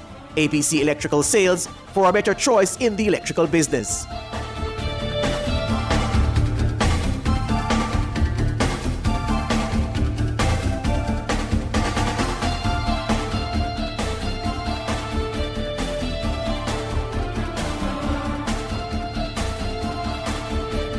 You know, more vibes out the Friday. I mean, everything is just coming like anticlimax. Perhaps after 8. Yeah, man. Perhaps. Return to that. Yes, indeed. Yes, indeed. But now to the front page or discussion segment. So, Finance Minister Fayval Williams says the country's net international reserves, NRI, stood at $6.8 billion at March 5 this year. This provides over 36 weeks of goods and services in relation to import coverage, which is roughly 3 times the international benchmark of 12 weeks. Net international reserves, or NRI, represents a central bank's foreign currency assets minus its foreign liabilities. It functions as a vital liquidity buffer for economic stability and imports. But businessman and former president of the Jamaica Manufacturers and Exporters Association, JMEA, John Mahfood, believes that the government would be wise to put the NRI to better use. While the minister was positive about the growth in the foreign exchange reserve at $6.8 billion or 36 months, this comes at an expense. And there was no indication of where we are supposed to be going with the growth of the reserves. We haven't set a target. Most countries in the world, or the benchmark, is 12 weeks. We're now at 36 weeks. That $6.8 billion, which is being put into reserve, can be used otherwise to grow the economy. But the BOJ and the government seem intent on building and building without any end in sight. I don't think that's reasonable. Financial journalist and founder and CEO of Money Media, Kalila Reynolds, agrees with Mahfood. I think there has to be an end in sight, as John says. We do need a rainy day fund. Oil shocks are another one that we need to be prepared for, things like COVID that we never foresaw. So we do need to have NIR, and we need to have them healthy. $6.8 billion is a very robust number, but to know that what's the limit? Like, do you just grow it infinitely because you can, or do you use the money for productive use? I agree with John here. Kalila Reynolds, financial journalist, for discussion on the importance of ensuring the NRI remains resilient amid geopolitical shocks. You said NIR or NRI? NIR. There you go. Yes. Yes, NIR. We're being joined by Senior Deputy Governor of the Bank of Jamaica, Dr. Wayne Robinson. Good morning to you, Dr. Robinson. Good morning. Good morning. Is that Tano the dancer? Something like that. Or Dr. Robinson. Ipsy Amansa. Good morning. Good morning. Good morning. Thank you so much for joining us here on Nationwide this morning. Before getting to some reactions as well, Dr. Robinson, from those alternative views on how the NIR should be used, first of all, explain to our listeners, what is the NIR and how it works? Okay, I think your opening is a very nice summary.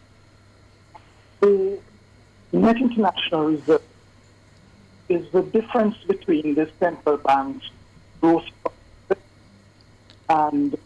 Just before you go on, Dr. Robinson, having a bit of a difficulty with your line, and we want to ensure that the listeners hear everything that you have to say. I'm not sure if you have us on speaker or using a headset. Okay, I have you on speaker. Let me check. Yes. Yeah. Taking us off speaker might help a bit.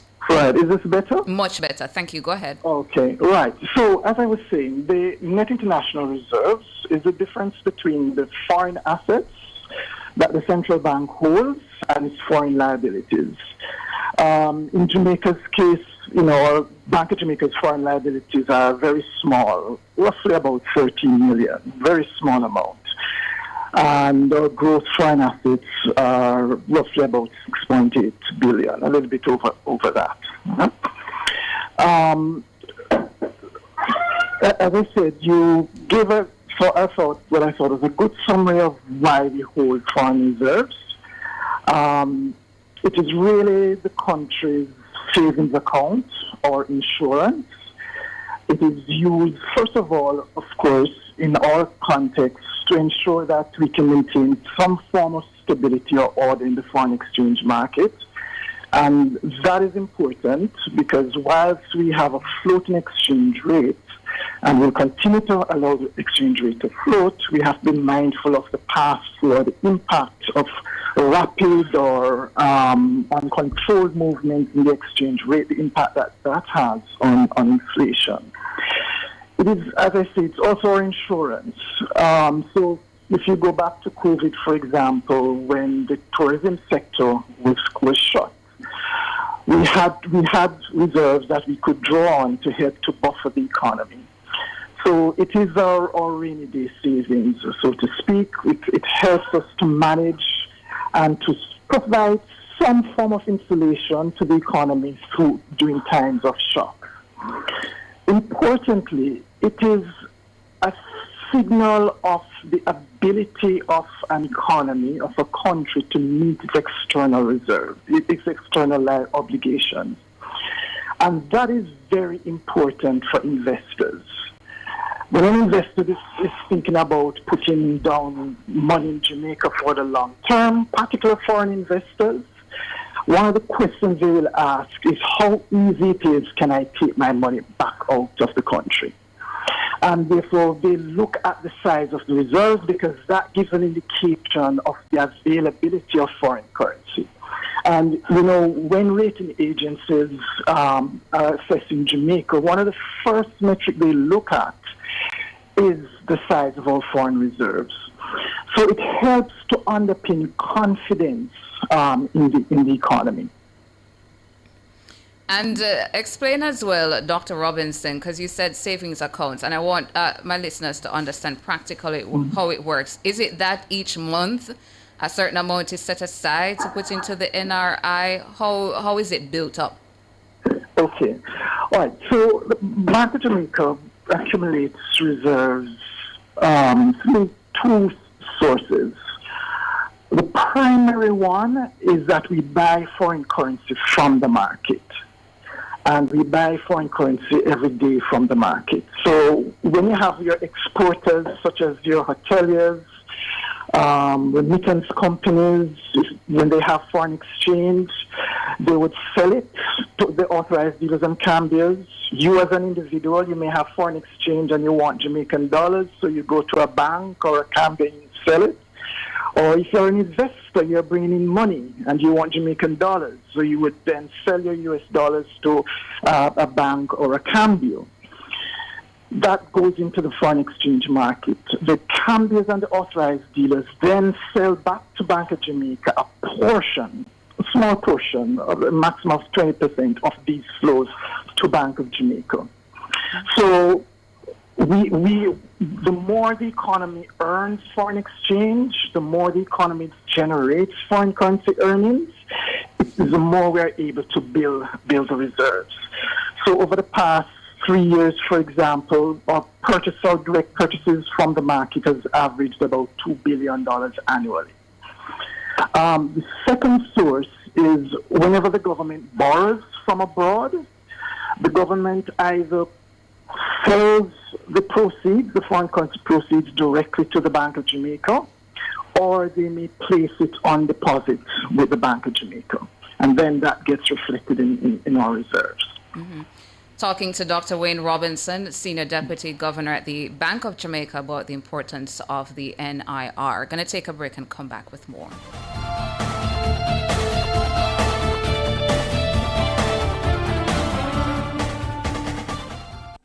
Jamaica live good, yeah. I make we enjoy life, while we feel safe at night. Jamaica live good. Jamaica, stop the killing and give up the guns.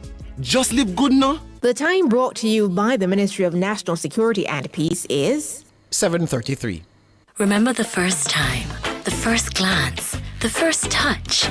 This Easter weekend, rediscover that feeling at Couples Resorts. Escape to a couples-only all-inclusive paradise with gourmet dine-in, premium cocktails, and unforgettable ocean views, all included.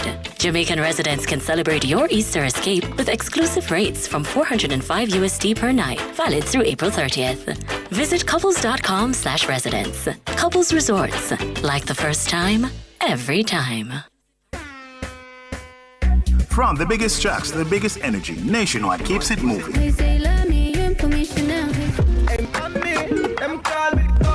If you love the vibes, come and lock in with us for real. World boss, leave a prison could stop me. Join the Nationwide 90 FM Family Club today on Patreon. Practice. God me say you watch you over me practice.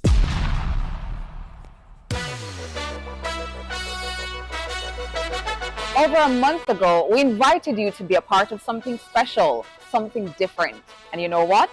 Over 500 of you said, all right, we're in. That means over 500 of you decided to move from just being a listener to being a part of the family. The Nationwide Family Club isn't just an idea anymore. It's real, it's growing, and it feels good. And because family looks out for family, for the entire month of March, we're doing something extra. Every single week, one family club member will win a $25,000 supermarket voucher. That's 4 winners, 4 weeks, 4 real chances. Because when you stick with us, we believe you should feel it. Loyalty shouldn't just be appreciated, it should feel rewarded.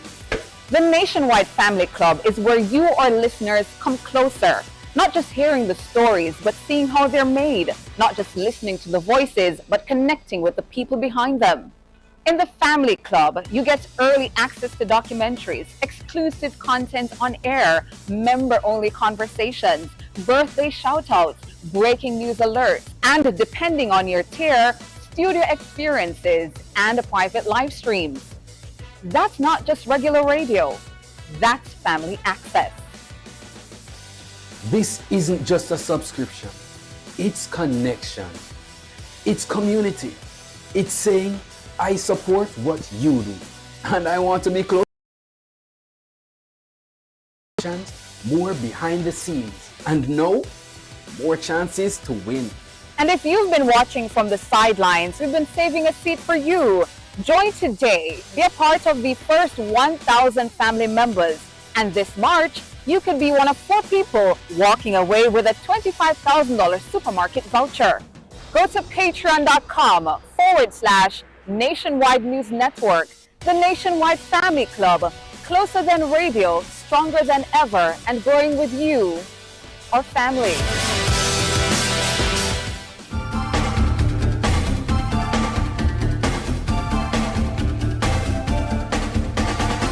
Back with us on the front page, Senior Deputy Governor of the Bank of Jamaica, Dr. Wayne Robinson, is here, and we invited the BOJ to send one of their senior execs because of a conversation we had on Wednesday consequent upon the Finance Minister's contribution to the budget debate and the discussion about the NIR, which germinated from that presentation. Wanted to make sure that you understand clearly what the NIR is, how it is replenished, the considerations about using the NIR for other activities, if that can be facilitated. We wanted you to get the story straight, and who better than from a senior executive at the Bank of Jamaica. So Dr. Wayne Robinson is with us. So Dr. Robinson, in that context, can the resources in the NIR be used outside of what you've indicated it has traditionally and historically been kept to do? Thanks, George. Before I answer that directly, I just wanted to follow on a response to the early question on the role of the reserves, what we use reserves for. And there's one other major rationale or purpose that I should note, is that it provides foreign exchange for the government to pay its external debt. And that's very, very important. So to your question, if you consider then what the function and what we hold reserves for, it's clear that you don't want, the reserves are not meant to be used to fund infrastructure developments or social programs. As laudable and as desirable those spending is, that's not what reserves are for. You see, you have to be careful as to how you take reserves from the central bank. If a government is going to take an asset from the central bank, it has to replace it with another asset. If it doesn't do that, what you're going to end up with inevitably is higher inflation. So governments have to be very careful, and that's why the amended Bank of Jamaica Act was very clear and very strict in terms of the government's interaction with the central bank. Yeah? Now, stick up in, Dr. Robinson. Stick up in. Just again for clarity.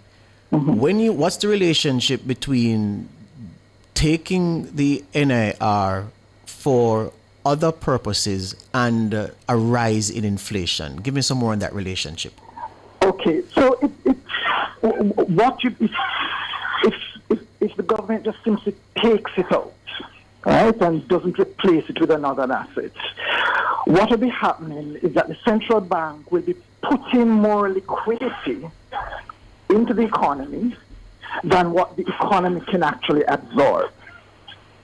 So that in and of itself eventually will lead to inflation.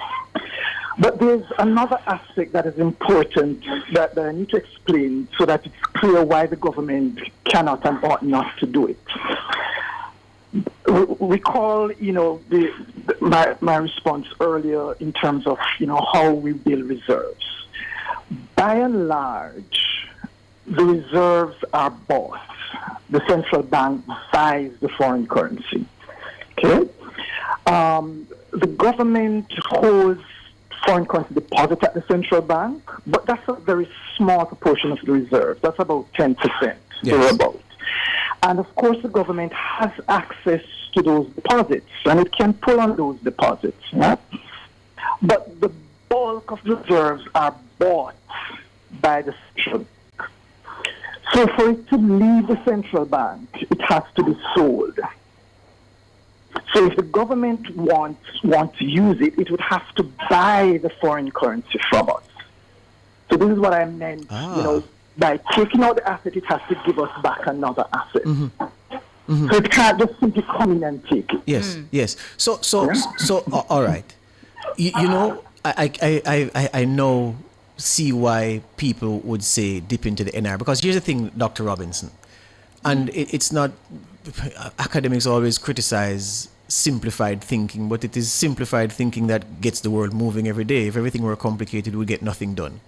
People are saying, well, for a government that is in a bind and where resources are needed to fund many things and where resources are short in the usual areas, if you look around, it's almost like a household budget then, and you have some money stashed here, stashed there, you have some resources there.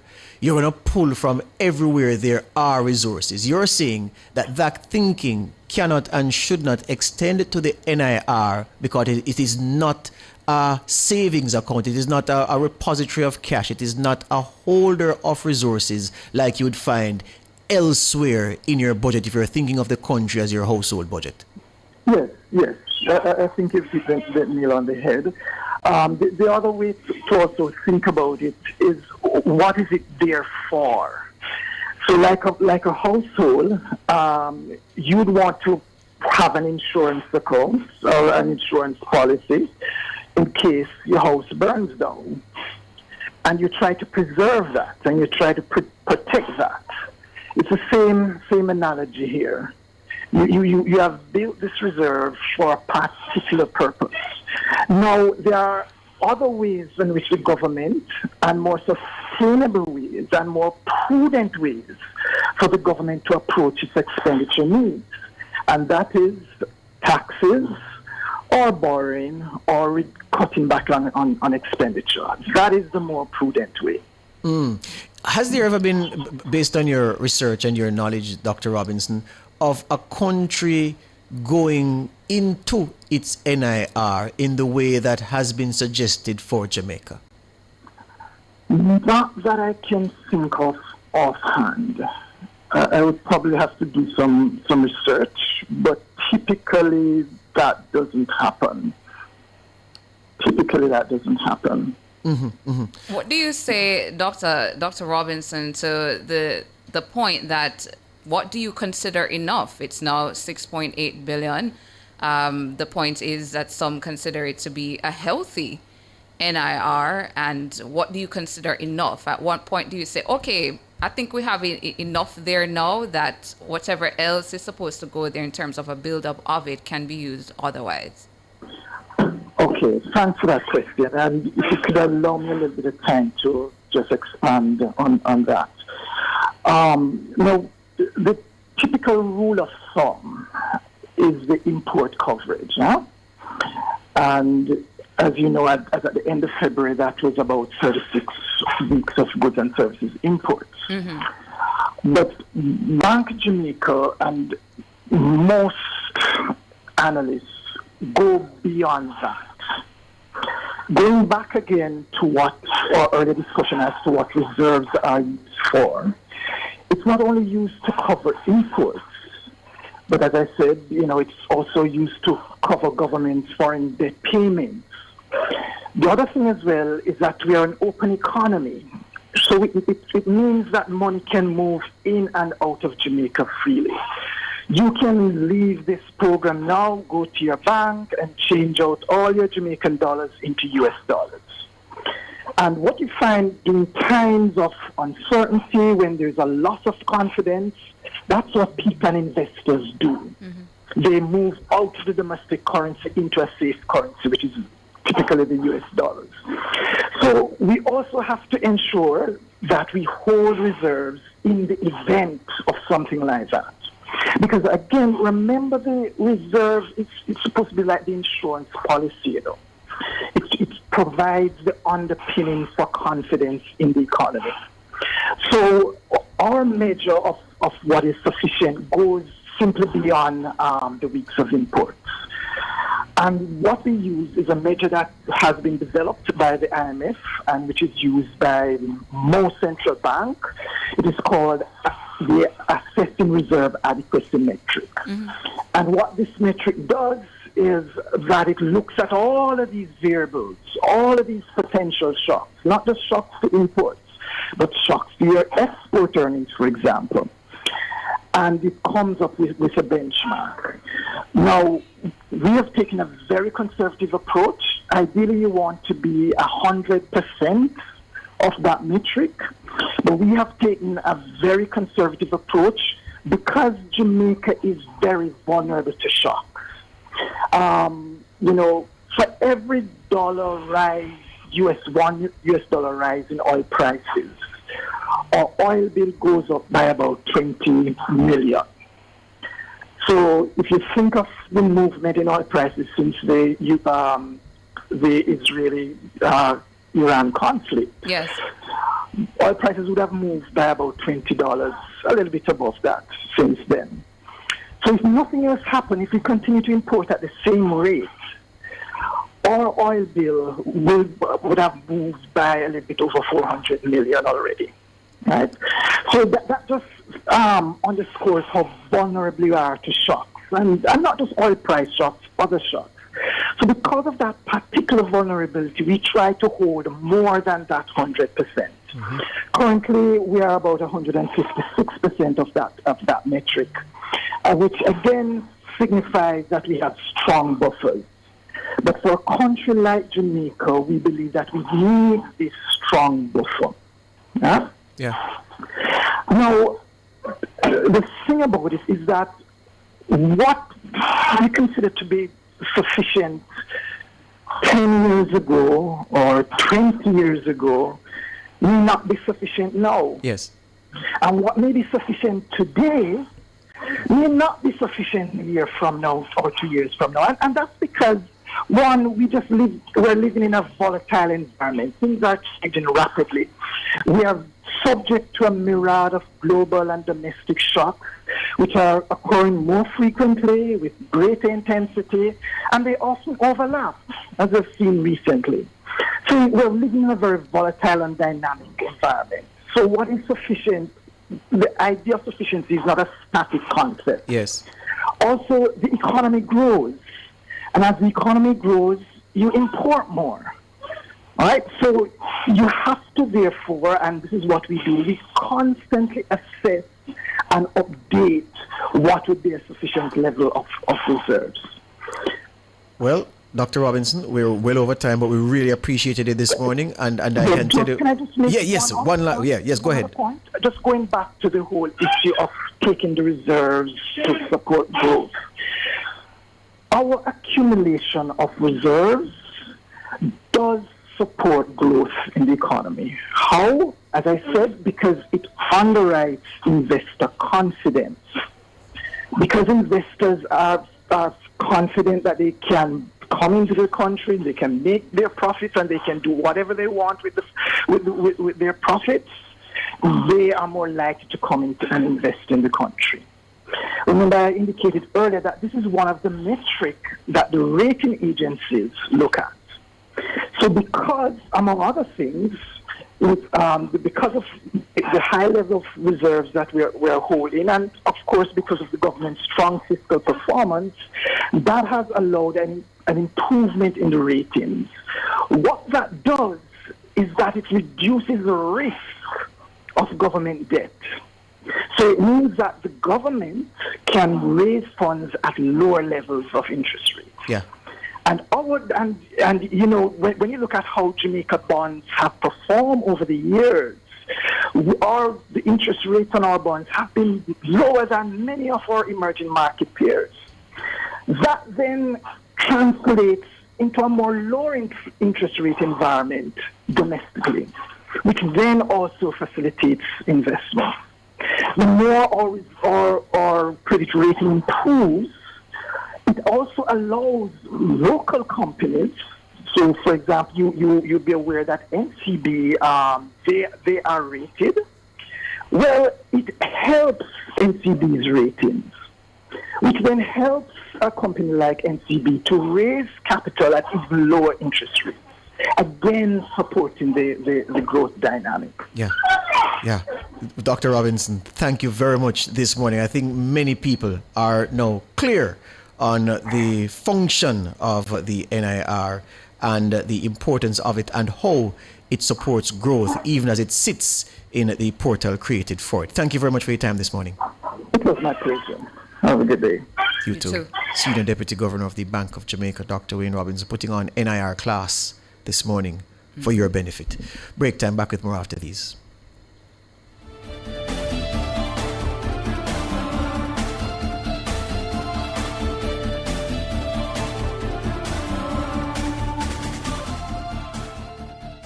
For all your scales and food processing equipment, call Advanced Scales and Equipment Limited at 876-968-9612-5. The time by Advanced Scales and Equipment Limited is 7:52. Hawkeye expresses heartfelt sympathy to all Jamaicans impacted by Hurricane Melissa.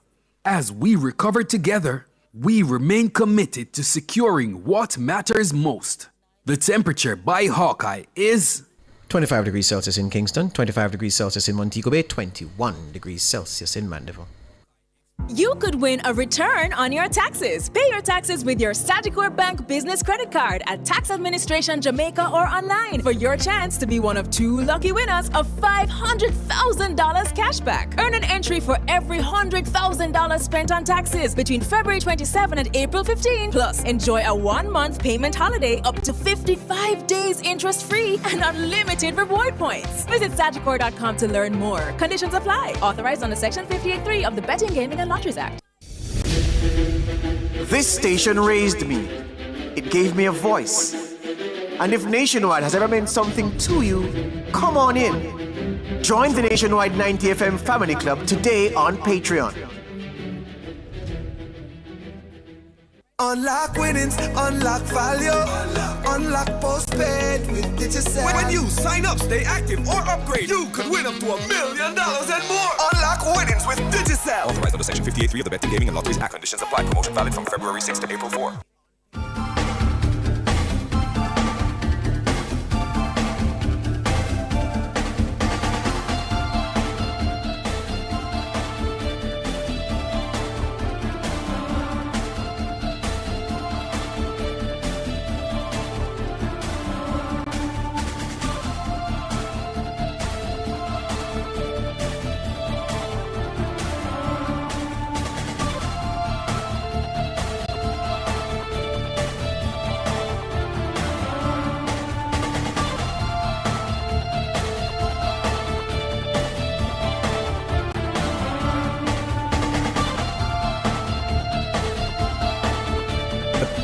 The people in the chat going gaga for Dr. Wayne Robinson this morning. Somebody says, well said, boss. Excellent interview. Good interview, NNN. Another one, this is the type of people you guys need to interview, not them other clueless ones. Ouch. Someone says, when some people are chat garbage, they have a long run, but good information get cut short. That was a long interview, you know. Someone says, Dr. Wayne Robinson had me in the front of the class this morning. Another one says, Dr. Robinson for our next finance minister. Another one says, see, this is why. Hold on. See, this is why. That one. Oh, see, this is why Nationwide is rising above the media elite. You make us smarter.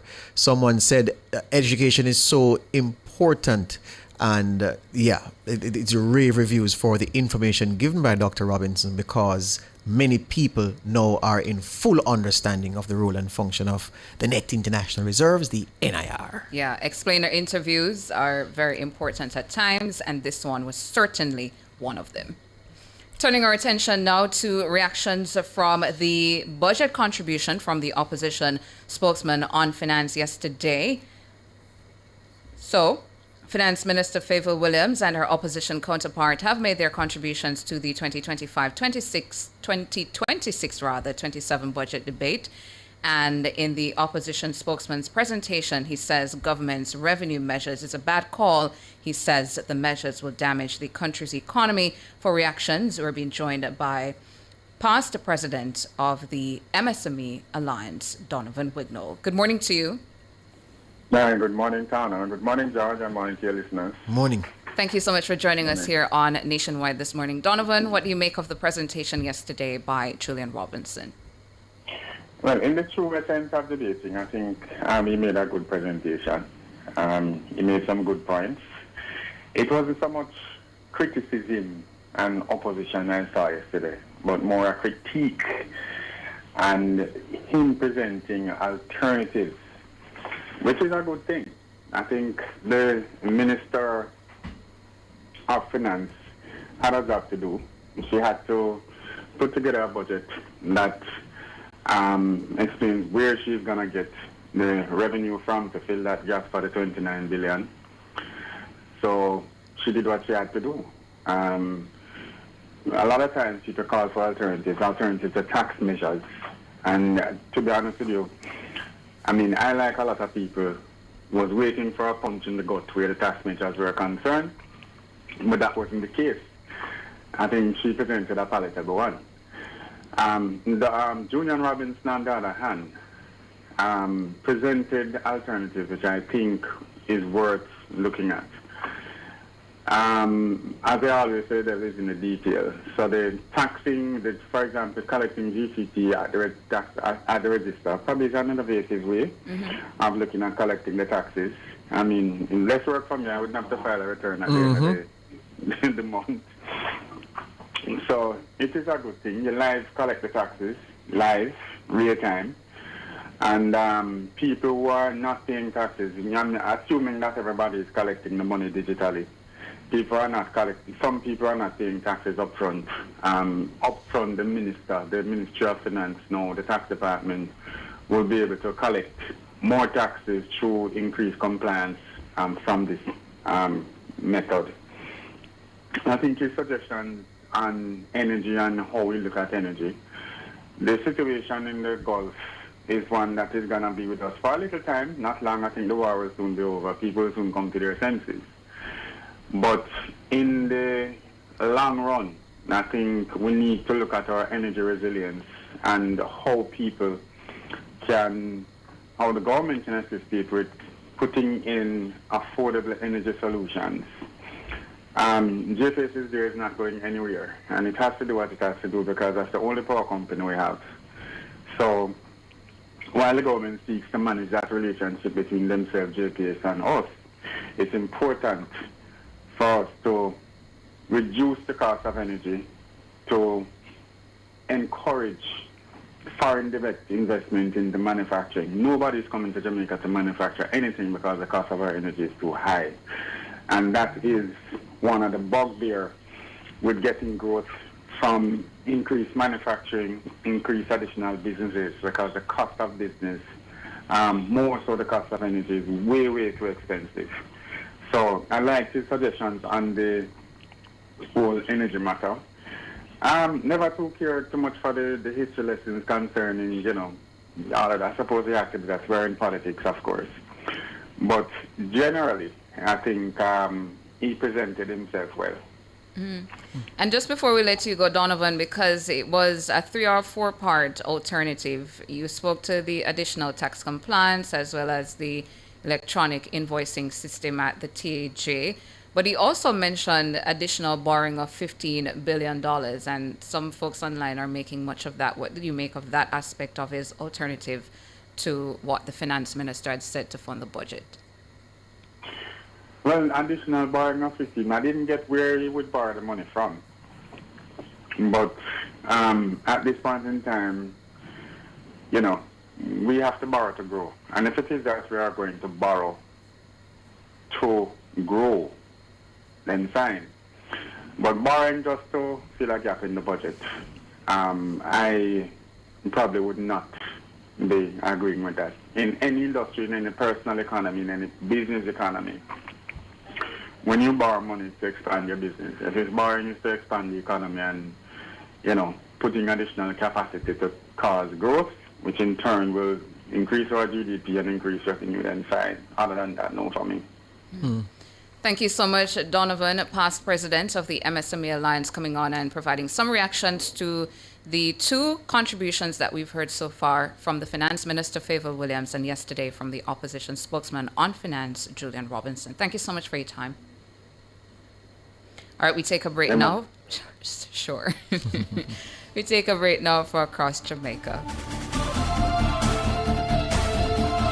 Front Page was brought to you today by ABC Electrical Sales, for a better choice in the electrical business. You're listening to Nationwide 90 FM. The time is 8:01. From the mountainside to seaside, countryside to townside, inside and outside, it's Across Jamaica this morning.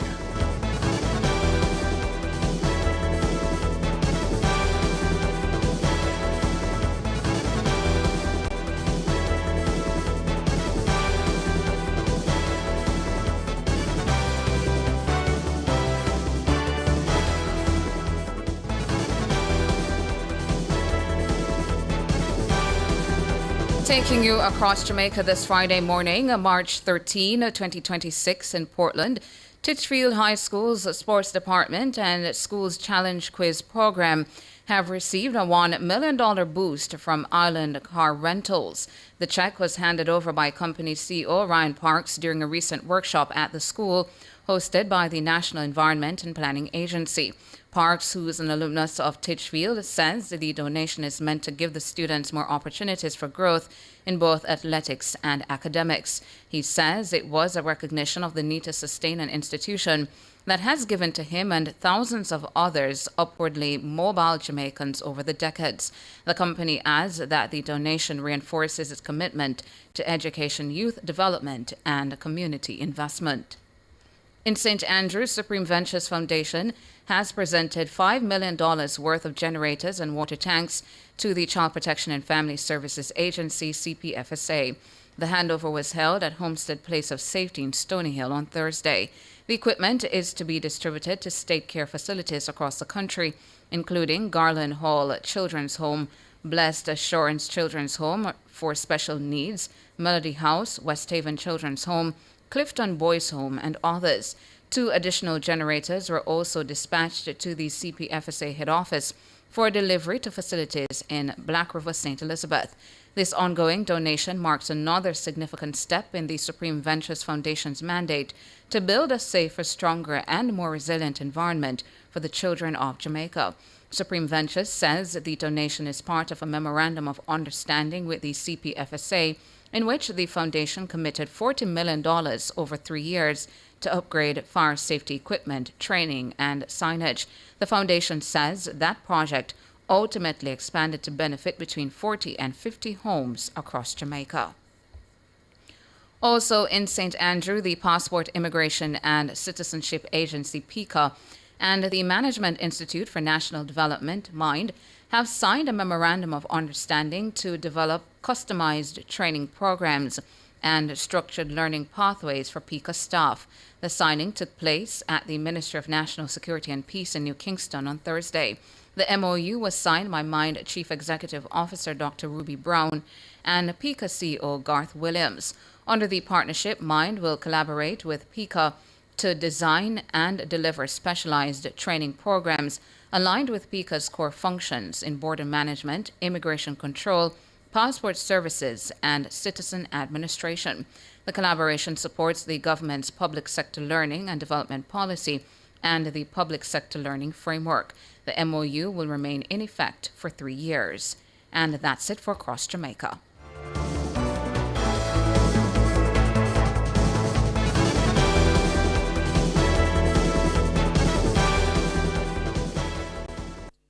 Upgrade your home or business with Cameron Industries and Joinery Limited. Explore a range of termite-resistant plywood, quartz, solid surface, and granite. Experience timeless elegance with our cedar doors, crafted from premium cedar stock, kiln-dried for durability and beauty. For quality and craftsmanship, visit us at the Trade Center Kingston 10 or Hatfield, Mandeville. Call 876-963-062-8-30. Cameron Industries and Joinery Limited. Transform your space today. Remember the first time, the first glance, the first touch. This Easter weekend, rediscover that feeling at Couples Resorts. Escape to a couples-only all-inclusive paradise with gourmet dine-in, premium cocktails, and unforgettable ocean views, all included. Jamaican residents can celebrate your Easter escape with exclusive rates from $405 USD per night, valid through April 30th. Visit couples.com/residents. Couples Resorts. Like the first time, every time. The following is brought to you by the National Housing Trust, the key to your home. Don't miss a beat with your mortgage payments at NHD. Let's be real. Managing a home, a job, and a million other things can cause you to forget a single date, no matter how important. If you have an NHD mortgage, forgetting that payment can be a major source of stress. But what if you could prevent the panic? Here are some simple, practical tips to make sure you stay on track with your mortgage payments. Kim! Today's what date? Marie, why you frightened me for? It's Monday. Date, not day. Oh, the 14th. Oh no. What happened? How this catch me, man? It's always the first of the month, every month. Oh man. Yeah, worry me now. Is what happened? My NHD mortgage not pay yet. I don't know how this reached me. Me have it right down. See it here? The first of every month. Maybe that's the problem, Mar. Why you don't make an arrangement with them to pay automatic? And you don't have to worry about it every month. It crossed my mind, you know. But I can't find the time with everything else that's happening. Well, you better try find it. Because this is the first time you miss. But to how you move of late, it won't be the last. Try not put your mouth on me. This can't reach me again. Suppose me lose my little house and have to come live with your Kim. Live with who? So the phone here. 888 call NHD. Thank you for calling the National Housing Trust. How may I help you? I really hope you can help me, sir, because I don't know how this happened to me. I had so many things happening this month. School fee for pay, insurance, mommy, doctor bill, and in all of that, I forget my mortgage. Please do. Tell me it's not too late. Okay, let me check. At the NHD, we understand how life gets sometimes. When was your last payment? Is your account up to date? Yes. If it's one thing about Marie Susanna Dalworth, me always pay my mortgage. Well, except for this month. That's great, Miss Dalworth. I see you have been making consistent payments. I don't want you to worry too much about this month, as your payment was due on the 1st of the month. But you have up until the 15th of the month to pay without incurring any penalties, like interest. That's good to hear. I have a little breathing room so I can make the payment today. Well, since I have you here, let me just tell you of the different ways in which you can pay your mortgage so you can stay on track with your payments. Okay. First is salary deduction. You can visit any of our offices, complete a form authorizing us to request the payment to be taken directly from your salary each month. It comes to us before you even see it, getting rid of the temptation to spend it. It's seamless, and you never have to remember a date. You know, I remember hearing about it during my loan interview, but I figured I could do it myself. I'm definitely considering this as an option right now. Perfect. You could also do a standing order at your bank. You could go to your bank or online banking platform and arrange for recurring payment to be made to your NHT mortgage account on your chosen date each month. You control the date and it runs automatically from your account. Thank you so much, sir. This is a real weight off of my shoulder. I'm going to come in and settle my current payment today and make a plan for those in the future. My house is the biggest investment I have, so I have to do everything I can to keep my keys. Okay, that sounds good. Don't miss a beat with your mortgage payments when you pay the 1st of every month. Visit your nearest NHT branch or our website at nht.gov.jm for further details. Or call us at 876-929-6500 or 888-CALL-NHT. Don't miss a beat with your mortgage payments at NHT. The preceding was brought to you by the National Housing Trust, the key to your home. Turn up the heat with Hot Listing, Nationwide 90FM's new on-air and online classifieds feature. If you have a car for sale, room for rent, or yard sale come up. If you look at work or need stuff. If you provide a service, make it a Hot Listing, Nationwide 90FM's new on-air and online classified segment. Your listing plays again and again. From morning till evening. You sing it, we play it. You say it once, Jamaica hears it all day, every hour. Contact our sales team now at 876-630-1210 or sales at nationwidenewsnetwork.com. Hot Listings on Nationwide 90FM, a new revolution in media.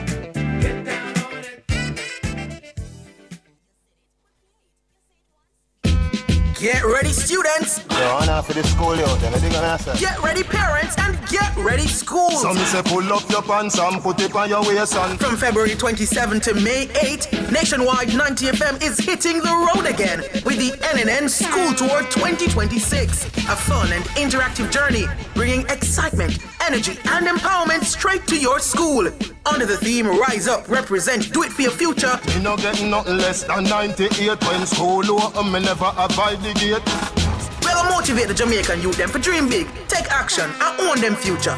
Enough entertainment, inspiring messages, and activities that challenge you to showcase your talents and potential. If you're a student with talent, come show us when the NNN School Tour 2026 comes to your school. Stay tuned to Nationwide 90FM for details on how to participate in the NNN School Tour. So get ready to rise up, represent, and do it for your future.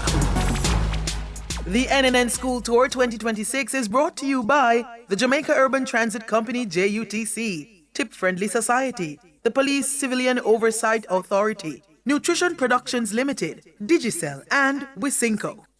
Come into the parlor, there's a welcome there for you. Welcome to the Mayor's Parlor with Desmond McKenzie. From 1 to 6 p.m. every Sunday, you'll now get more of your favorite vintage music. Put your head on my shoulder. Nationwide 90FM will transform your Sunday into a musical time machine that will take you way back. Come with me. Let's go back in time. This magic moment. Journey into yesteryear with Desmond McKenzie in the Mayor's Parlor. I've got the music to jog your memory and make you smile. Put your sweet lips a little closer to the phone. Sit back, relax, and enjoy the best in vintage music. Come into the Mayor's Parlor every Sunday between 1 and 6 p.m. Here on Nationwide 90 FM, a revolution in media.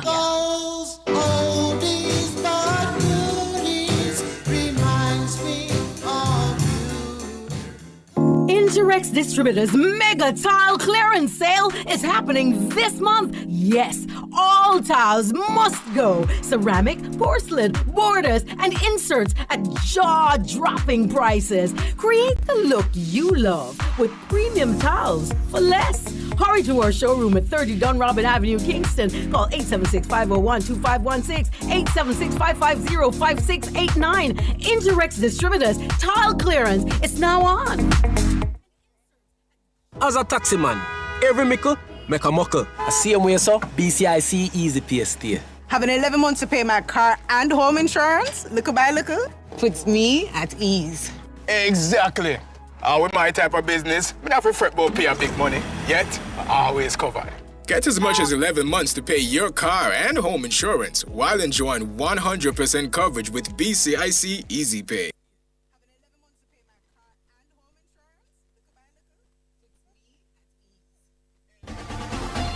For all your electrical needs, visit ABC Electrical Sales. They stock a wide variety of electrical supplies, including plugs, switches, panel boards, and conduits, plus energy-saving fixtures. ABC Electrical Sales stocks brands like GE, Siemens, Philips, Cutler Hammer, and Allen Bradley. They also offer free island-wide delivery just to suit your needs. Visit them at Shop 8, Hagley Park Plaza, Kingston 10, or call 876-754-3714-5 or 876-754-3825-8. ABC Electrical Sales, for a better choice in the electrical business.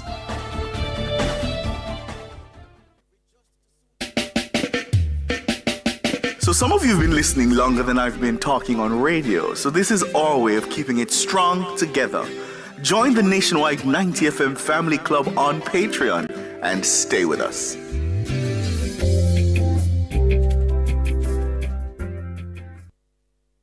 You're listening to Nationwide 90 FM. The time is 8:15.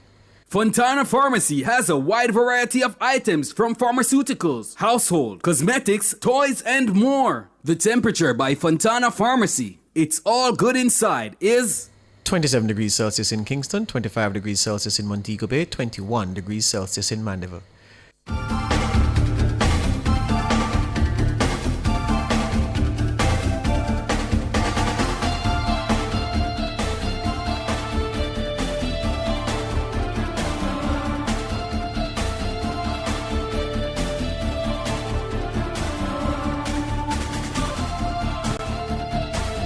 As Winston Williams used to say, the man Rexton Rolston Fernando Gordon. We know him as Shaba. Taking your calls this morning. They moved the paper, Tana. Is over. A Cliff met them with paper to put it over there. He's saying, all right, cool. I'm not going to repeat that, but read the number. Numbers 630-9371, 630-9372, 630-9373, 630-9374, and 618-6730. Give us a call and let us know what you've thought, what you think about the budget debate so far. We've heard two presentations. Opposition spokesman on finance speaking on Thursday, and before him the finance minister on Tuesday.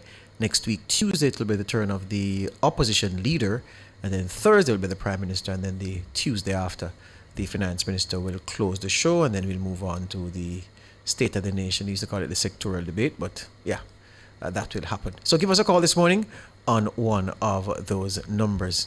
You know, there was a story I was to tell you. Mm-hmm. Where do you remember? Yes. Was it about a pencil? No? Pencil. No, it was about a spoon. Spoon. Yeah, it was about. We were talking about the Roy Ryan song. Girls graduation.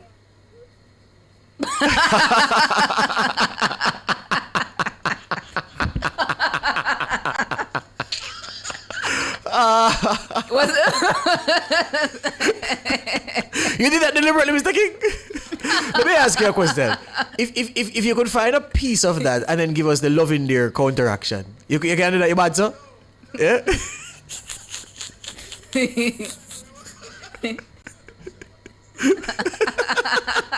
Who we have calling? Damien. Good morning, Damien. Hey, man, as I respect George. Yeah. I big up yourself. Morning. Yeah, man, at times when I plan the tour, George on the mic and Tana to flag woman. And Tana on the mic and we can flag sometime too. Because guess what now? Yeah, man. It's interchangeable, man. Yeah, man, we switch it up, man. Yeah, man, G&T. Yeah, man, just like how Papa Levi switch up him flow, that's how we're going to switch up the flag. TG music, because I don't want to get in a trouble, so we say G&T music. Yeah, man. Alright, watch it now, budget debate. So the government say in terms of the revenue measures, right? Yes. The 29.4 billion in taxes. 11 of that comes from the 5% increase on the taxes in relation to the tourism sector, right? So they are now 15% aligned with GCC, right? Across the board. Because remember, they were at 10% before. So that is just bringing that into alignment, which will yield about $11 billion. And then the sugary drink stuff, and then the reduction in the concession, the GCT concession, the master take that now, right? Mm-hmm. Then they're going to take another 11.4 from the NHT, which they've been doing, right? Yeah. So that adds up to about $38.8 billion. The opposition says they would not take the money from NHT, which is 11.4, and they would not even incorporate any taxes, any new taxes, right? Yeah. So that means you remove 38.8 billion from the current budget. Because the opposition now got that. But the opposition says that they would borrow 15 billion. Yeah. So if you take that 15 billion that they're going to borrow, right, you still have a shortfall of $23.8 billion based on what they would not do in terms of revenue measures. So where that 23.8 billion would come from? Just say 8.6 would come from the electronic invoicing. Another 1.2 portion would come from the foreign workers, the nomads, digital nomads. 8.6 plus about 1 point, another 1.2. 1.2. Yes, I call it 9.8. Call it 10. Call it 10 to be tight. Call it 10. Where the next 13.8 billion going to come from?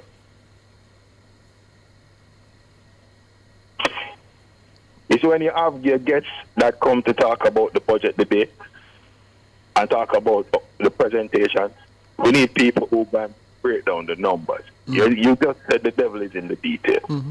And a big part of the missing detail is the opposition's disposition about no new taxes and not taking the 11.4 invariably creates a challenge to balance the budget in a post-Melissa climate. Yeah. Right? The reality of the situation is that in a post-hurricane, Category 5 hurricane environment, the revenue measures have to be such that it gives the government some kind of leverage and latitude. And one of the realities in any country that you live, any developed or developing country, is people have to pay taxes. No, the government for the last 10 years has had no new taxes. That was the opposition spokesman said that that's not true. No, well, is it untrue or is it true? I'm telling you what he said. No, I'm asking you, is it untrue? There's been a period of no net new taxes for the longest while. That's not debatable. Exactly. All right. Let me say it's about 8 years to be reasonable. Because the first year, there were taxes, but it was revenue neutral, right? Right. All right. So let's say it's 9 years, right? 38.8 billion divided by 9 years would give you what, George? 4 9s 36. You're going to have 4 remainder 2. $4.2 billion a year, right? Mm-hmm. So in reality, and my friend Damian Crawford likes to do this, the average taxes that the government has asked the Jamaican people to pay in the last 10 years is $4.2 billion. That is the reality. And $4.2 billion in taxes in any developed country or developing country are chicken feed. Especially when you have givebacks where the income tax thresholds are rising. The threshold continues to increase and all of these. So make it be reasonable, no man. Make it try and be reasonable and rational. I know the opposition has to do what the opposition does, but we have to be rational and reasonable. And we have to make sure that we're educating the populace and don't create political talking points for the sake of doing it. Yeah. We can beat the government on some things that they're not doing well, because there are things that the government is not doing well. But in relation to this particular budget, there is nothing in it that is adverse necessarily to the public. Last thing I'm going to say, the sugary drinks tax. The opposition said it is only a revenue measure. It clearly is not intent on helping to reduce the consumption of sugar drinks. In the first year of any measure like this, and you can take the numbers globally, the reduction in consumption will not go down rapidly. Yeah. It is incremental reduction. So what I would look for is to see how much revenue the government would want to get from it in the second year. Yeah. If they continue to maintain it as a policy. And then in the third year, and if their revenue measures are maintained consistently or increased over a 3-year period, then I would say, well, the government really not trying to reduce it. And your point needs no help, but I would say to you that for everything that the price is increased for, an opposition party will tell you that is going to deter people from buying the good or from using the service. So what's the difference about the sugary drinks? Exactly. You know, it's increased prices. Yes, you know, the boss say if you raise the price on anything, they say, see, you're putting it out of the reach of people. Yet you raise the price on sugary drinks effectively by the tax, they say, oh, that's not going to stop people from. So how you explain that? For everything else, why is that exempt? So there you go. But anyway. Yeah. You know, inverse relationship for this one, but positive relationship for this one. But, But as I say, we could just be reasonable people, rational. It's a tough time in our country. Yes. Recovery from Melissa is not going to be a one-year event. It actually is going to take us about an entire administration to really recover from the impact of a Category 5 plus hurricane. All right? Yeah, and you know, I spoke to a farmer yesterday when I was at Mona Heights Primary School, and he said, listen, his farm got a big, a heavy hit from Beryl, and after he rebalanced himself, and to walk forward. No, not even start walk forward, he just rebalanced. Here comes Melissa, which knocked him over. So he had to leave St. Elizabeth, so he's not a farmer anymore. He had to come to town to look a job. Yep. Anyway. Those are the realities of an economy trying to rebuild in an environment that is subject to exogenous internal and external shocks. Thank you. The opposition needs to just be a little bit more reasonable and reasoned on this matter. Thank you. And thank you again for your call. All right, amen there. Benjamin this morning. Morning, Benjamin. Morning, George and Tana. How are you? We're good. Give thanks. Tana elbow hurt her though. With the flag. She waved this morning to her elbow. She have tennis elbow. Why, Tana? Trust me, you have to go put on one of them band up on your wrist. Right? Up on your elbow.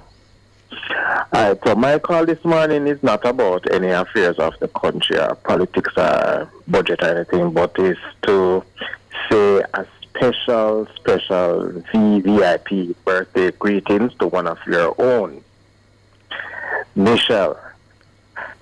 Her birthday will be over on the weekend, and just calling to say a very special happy birthday to her when it comes, and may God continue to bless her and his favor continue to shine on her life. The greetings are coming from the media team at church, Benjamin, her daughter, Auntie Chris, Debbie, Moses, and the list goes on. Happy birthday when it comes, Michelle. Blessings. Excellent, Benjamin. Wonderful, Benjamin. Excellent, man. Very Wonderful. Thank you this morning, Benjamin. Big up, respect. He said Moses. So Aaron now send greetings to Benjamin. Repeat that? You said Moses sending greetings. So Aaron now send greetings to. By the way, Benjamin, you should tell the people at church that Michelle is our resident Bible expert. We have a few of them in the office. Well, we have several Christians in the office. Yes, several. So more time we have some discussions and they're telling me about the Bible and so forth. But when you want the argument to settle about what the scriptures say or whatever, you call Michelle. And if Michelle say I saw. I believe you. Yeah, man. Thank you, Benji. All right, welcome to All right, Benjamin. Cool. 8:27 this morning. Annie Smith says, yo, George, the flag person job not easy, you know. Let me not tell you, Annie, me know, you know, because I feel it, you know. When she had dropped the lyrics the other day, now she feel it this morning, overheat. Turn off a pull off on the road and put some water in our radiator. Faithful, good morning. Good morning, Mr. Liv. Good morning, Mr. Liv. Good morning. Morning, sir. Anna. Morning, Faithful. Good. By the way, I endorse wholeheartedly what Benjamin just said a while ago about Mitchell. I think she's very courteous and very good, sir. Yeah, man, very wonderful. Happy birthday, Mitchell, and come. Okay. And your program last night, yesterday evening, I think he was the president for the Private Sector Association of Jamaica. No, not private sector, well, it's Small Business. Small Business Association of Jamaica, Garnet Reed. Right. He said something that always troubled me. It troubled me in that sense that I agree with everything that he said. We were talking about some person who's not paying tax in Jamaica. Yes. Like the Chinese, we mentioned, I know about China, I meant about the Indian.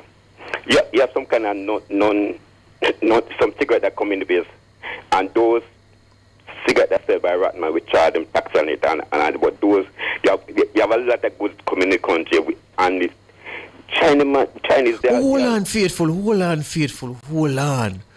All right, apart from anecdotal claims, what evidence do you or anybody else have that the Chinese as a community don't pay taxes? Tell me that. Well. He was saying yesterday, for which I agree. Yes. That he mentioned, not right. I just endorse what he said. He mentioned it. Yeah, but hold on, faithful. But hold on, you're not going to endorse something that you can't verify. And I don't know that the host would have allowed Garnet Reed to say that the Chinese don't pay taxes without asking how him know. So I don't think that's something for you to repeat. He mentioned that when he went at the store, they don't take credit card. But at one store, that don't mean they don't pay taxes. But I am not referring to all of them, but I'm not referring to all of them. Yeah. I'm not referring to all of them, but I'm saying the burden is on the local to pay all different kind of taxes. And how is it that's something that coming in tax free? And it seems to me that the local are carrying the burden while some person are able to get away scot-free. And to me, that is very unfair to the And local. that is not wrong what you're saying. And that is not a lie that there are many businesses who aren't paying what other businesses are paying. But I don't want you to brand an entire community because you don't have that evidence, yeah? Right. Right.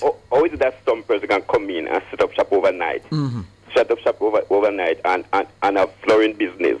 Why the native, as soon as they set up shop, they have to close down? Yeah. Because we are called on them to pay tax, and some person are coming and able to bang who do the system and get away. Yeah, and what you are saying, reflecting what Garnet is saying about tax dodgers, tax avoidance in this country is real. Yes. But don't restrict it to any one community, son. Don't make it look like the Chinese as a business community on block don't pay taxes. That can't be true. Some are more permanent than some. All right. That's one. That was one. Two. What is the purpose for the Press Association of Jamaica? The purpose? The Press Association of Jamaica, sir, is the organization that represents working journalists and people in public relations, people who are communication practitioners. So what we do, we provide support to them in their day. You'd be surprised to know how a journalist, let me give you an example, because I would know. You'd be surprised to know how a journalist working at an organization where they are not part of a union and they are under pressure in their work in terms of how they are paid, when they are paid, if they are paid, the working conditions. And because you're not unionized, the company's management is not treating you well, knowing that you don't have anybody to advocate for you. And we are those advocates. I've had to make several calls over time to people during COVID when people were being told that, they're going to be laid off for 2 weeks and they wouldn't be paid, all of those things. So you have to do all of those things. So we are that body that the working journalists, PR practitioners and communication practitioners lean on for the kind of support that would be given by a trade union, by a bargaining unit. So we do that even though we are not a trade union and we're not, even though they are not a trade union, they are not a bargaining unit. And sport, at the end of the year, it is very prudent to honor the award. What are the various category awards that you honor and how much? The award, how the awards work the executive members of the Press Association of Jamaica, from the president down. So you have the president, you have the first vice president, you have the person in charge of finance, you have the person in charge of the awards, you have the executive secretary, all of those things. Those persons are not involved in the awards. What they do, they get a group of people to serve as judges, as adjudicators, and they are the ones who handle the entries in the various categories that the executive would have agreed on. So they get the awards, they get the entries, and the only way, the leadership of the Press Association of Jamaica only knows the winners of the awards on awards night. There's been a slight change from the time I was president. I didn't know until awards night. Now the president has to sign off on some certificates. So at least the president knows very close to the awards presentation day, but the rest of the executive doesn't know. But in my time, nobody knew until them open the envelope on stage and announce who the winners are. And that's the preserve of the judges and the adjudication panel. Only they know who has won which award. And they are not set amount of award that is awarded. Yeah, man. So we probably have 16 awards in categories. We have breaking news. We have all of those things. Yes. What's the question you're asking for all of this? What are you saying? They awarded on the go to the media house that is local or go to. Depends on who enters. And the awards are the eligibility for entry, Jamaicans. Yes, that's only eligibility. So I can work anywhere as I'm a Jamaican and in media. No, man, the story has to be published here. It's published here. Okay, Thank you, sir. All right. Good. 8:34, Jeremy, you want a break? Take it.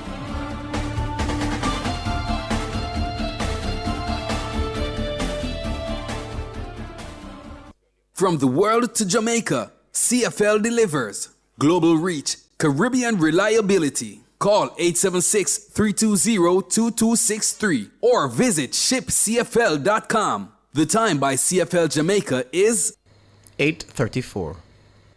Super Center, everything for your home and more. Bring back the fun of shopping. Discover the best finds in every aisle of amazing items.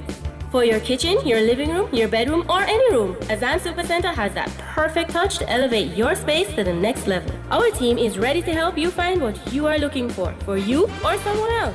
So stop by our Crossroads store today and rediscover the fun of shopping. Azan Supercenter, it's a lifestyle. It's a lifestyle. Every day, Rosie has a glass of fruit drink with breakfast, an energy drink on the way to work, a flavored water with lunch, and 2 glasses of soda with dinner, which adds up to more than 50 teaspoons of sugar a day. And all that extra sugar could bring on obesity. Are we drinking ourselves sick? 71% of Jamaicans support a tax on sugary drinks. Help tackle obesity and protect our children's future. A message from the Heart Foundation of Jamaica. Over a month ago, we invited you to be a part of something special, something different. And you know what? Over 500 of you said, all right, we're in. That means over 500 of you decided to move from just being a listener to being a part of the family.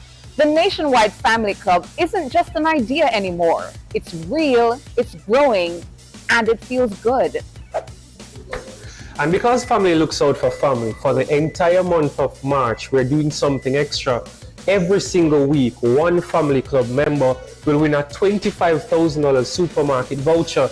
That's 4 winners, 4 weeks, 4 real chances. Because when you stick with us, we believe you should feel it. Loyalty shouldn't just be appreciated, it should feel rewarded. The Nationwide Family Club is where you, our listeners, come closer. Not just hearing the stories, but seeing how they're made. Not just listening to the voices, but connecting with the people behind them. In the Family Club, you get early access to documentaries, exclusive content on air, member-only conversations, birthday shout-outs, breaking news alerts, and depending on your tier, studio experiences and private live streams. That's not just regular radio. That's family access. This isn't just a subscription. It's connection. It's community. It's saying, I support what you do, and I want to be closer to it. More content, more interactions, more behind the scenes. And now, more chances to win. And if you've been watching from the sidelines, we've been saving a seat for you. Join today. Be a part of the first 1,000 family members. And this March, you could be one of 4 people walking away with a $25,000 supermarket voucher. Go to patreon.com/Nationwide News Network.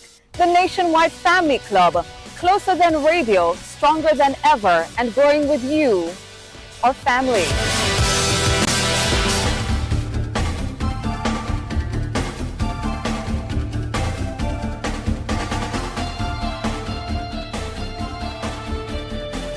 Dwayne is online. Morning, Dwayne. Good morning. Good morning. Yeah, man, let me Mr. Morning first, you know. Are you responding to Mr. Morning? Yeah, man. Big up yourself. Big up yourself. Yeah, man. Okay.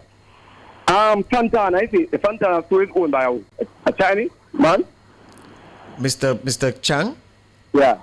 The Chang, yeah. Alright. And the reason I start up like that, you see, if at any time that you want, you see, go in 20 or 50 stores, or any Chinese stores, and go in there and see if when you go in there, they give you back anything that mark that you're paying it at.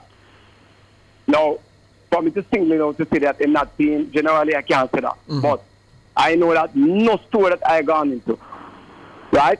None, apart from the one that I mentioned first, that I get anything that says that. Whether I be in Mandeville, Mantico Bay, or anywhere in Kingston. So that is a fact. And if you want to find it, you can text. No, man. The fact of not getting. No, I heard what you said. I heard it. No, but you know what me I gonna say. But me not understand you cut me off. Remember, you called me and say you have to cut me off. I mean, I cut you off. I'll cut you off. Right. Yeah. So I'm saying to you, the fact of going to some Chinese wholesalers, Chinese-run wholesales or business establishments, and getting a receipt that is different from the receipt you get in other places, which shows you the breakdown of tax and all of those things. That's not there's no argument about that. Those are facts because everybody has that experience. Right. I can't use that experience to conclude that the Chinese people, that's what the man said, the Chinese people don't pay tax. How could I do that? The first one I mentioned,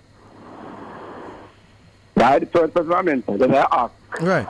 I'm telling you that they do, but I'm just saying that with a store I've gone to, I've not got it. So I'm speaking from that term. Yeah. But I'm not saying that you're wrong, you know. You agree. And generating a receipt in a different way don't mean you don't pay tax. It come in like the court. We have public opinions and matter about the court doing things differently. Right. So what you're saying that you can't just take a. You can't take that alone and right. You can't take that alone. Beautiful. Yeah. So I understand that. So I'm with you on that. Now, what was said, I never heard fully what was said about the what the minister said and what the opposition was saying about. What was no man, Julian Robinson never said anything about it. Favour Williams spoke about its health, 6.89 billion. And then there was a discussion we were having with some analysts looking back, and they had a view on the NIR. And subsequent to that view being expressed, we recognize that several people in the, several of our listeners and those who interact directly with us on YouTube, they weren't quite clear as to what the thing could be used for and if it could be used in the way that the analysts had suggested. So we got somebody from the BOJ to address all issues relating to the NIR, and he put on a masterclass this morning, Dr. Wayne Robinson did. Okay. And finally, the war in Iran, right? And the American and the Israelites, so to speak. I can't understand. How could a nation be called Israel, according to many Christians, and many people who go to church? Because we hear the name Israel, planted in 1947, right? Then these people are doing creating some atrocities and destroying babies and killing people left, right, and center in our war continuously. Where's the mercy? Where's the people-centric character? Where is the people who really love God? I said this to you. I said this to you as I take the point you're putting on the table. In war, and that's why people don't want wars, because in war innocent people die. The Pentagon has done a review which has found that the U.S. was responsible for bombing a site in Iran where 100 and odd people, including scores of children, were killed. I'm sorry. Yeah, man. So and that's why wars should not happen, because these things happen in war. Look at what's happening in South Lebanon now. Yeah, and southern Beirut. Who you think only big man and well, not even big man and big woman. You think it's only big men live there? Everybody live there, and people are dying. Yeah, so that's it. The consequence of war. And the oil refinery get caught fire. Yes, that's right. But finally, I just want to conclude by saying to you that war is war, right? And if it is people are backing Israel, God is not talking about the Israel that we have down there in Palestine. No. God is talking about the people who love God and keep His word and do what pleasing Christ. Never come and fight no war. But how you know what God said about Israel when God didn't write the Bible? The Bible says clear. But who wrote the Bible? But who wrote the Bible, Dwayne? Man wrote the Bible. Okay, all right. But they were inspired. All right. And before I go, I have a book, you see. I'm putting a couple of books together. I want to give you a copy. Yes. And I have a copy for your boss and a copy for your other person. Now when you read it and look at the chapter, the name The Great Controversy. Yeah. And as soon as we get the rest of the books, then I'm coming down there. You know where to find us. Come true. I know to find you yourself. Yeah. You people need to have an understanding. Yes. The Seventh-day Adventist Church in Jamaica have a lot of the answers to what is going on in the group today, and they're silent. It's like a sleeping bomb. Yeah. And they need to wake up and make Jamaica know what is going on. And they tell you, get them on your program. When you're calling all those other men on the road, get them on it. Yeah. And make them speak and ask them the question, because they know. All right, sir. Because Jamaica need to know what is really happening. They don't know. Yeah. And the Adventist Church, which God speaks to them, have the answer. All right. So what's going on? So thank you. I will get those books for you. All right. Cool. Listen for yourself. Yeah, man. All right, Dwayne.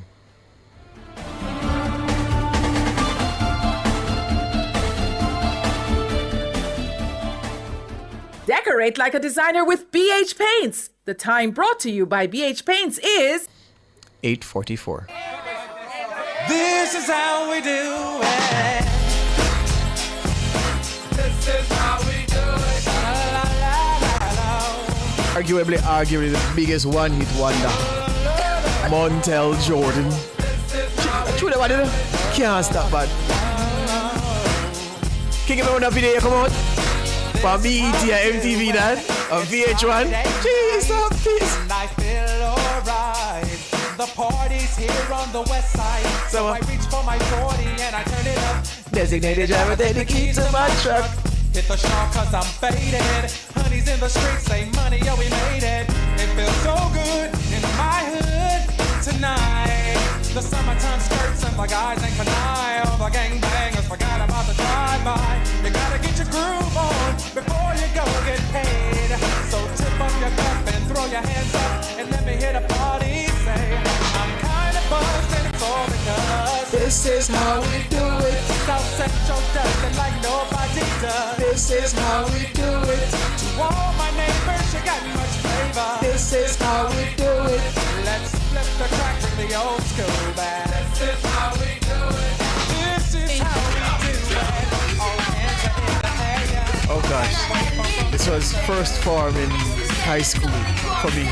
We can mix to make you jump. The Mac Daddy make you jump. Oh, Daddy Mac gon' make you jump. Crisscross will make you jump. Don't try to compare us to another. So Tana, when this came out, all of us little boys were wearing our pants back and front. Because we saw them in the music video doing that.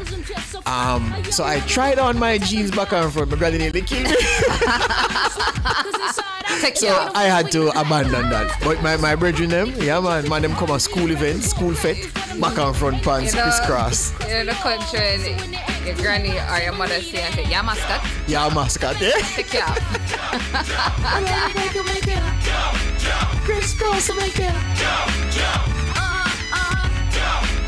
The Mac Daddy make you a Daddy Mac will make you crisscross will make you I like my stuff knockin'. I love it when the girls like chocolate. The D-A-W-R-M-A-C. Yeah, you know me. I got you jumping and bumping and pumping, moving all around. G in the mix, G's and P's. Alright, this is arguably the biggest one of all time. Vanilla Ice. Alright, stop, collaborate and listen. Ice is back with my brand new invention. Something grabs a hold of me tightly, flow like a harpoon daily and nightly. Will it ever stop? Yo, I don't know. Turn off the lights and I'll glow. To the extreme, I rock a mic like a vandal. Light up a stage and wax a chump like a candle. Dance, caress the speaker that. Is there anybody who's ever heard this song and has not been tempted to move? Right? You can't still hear this. Love it or leave it. You better gain weight. You better hit bullseye. The kid don't play. If there was a problem, yo, I'll solve it. Check out the hook while my DJ revolves it. Ice, ice, baby.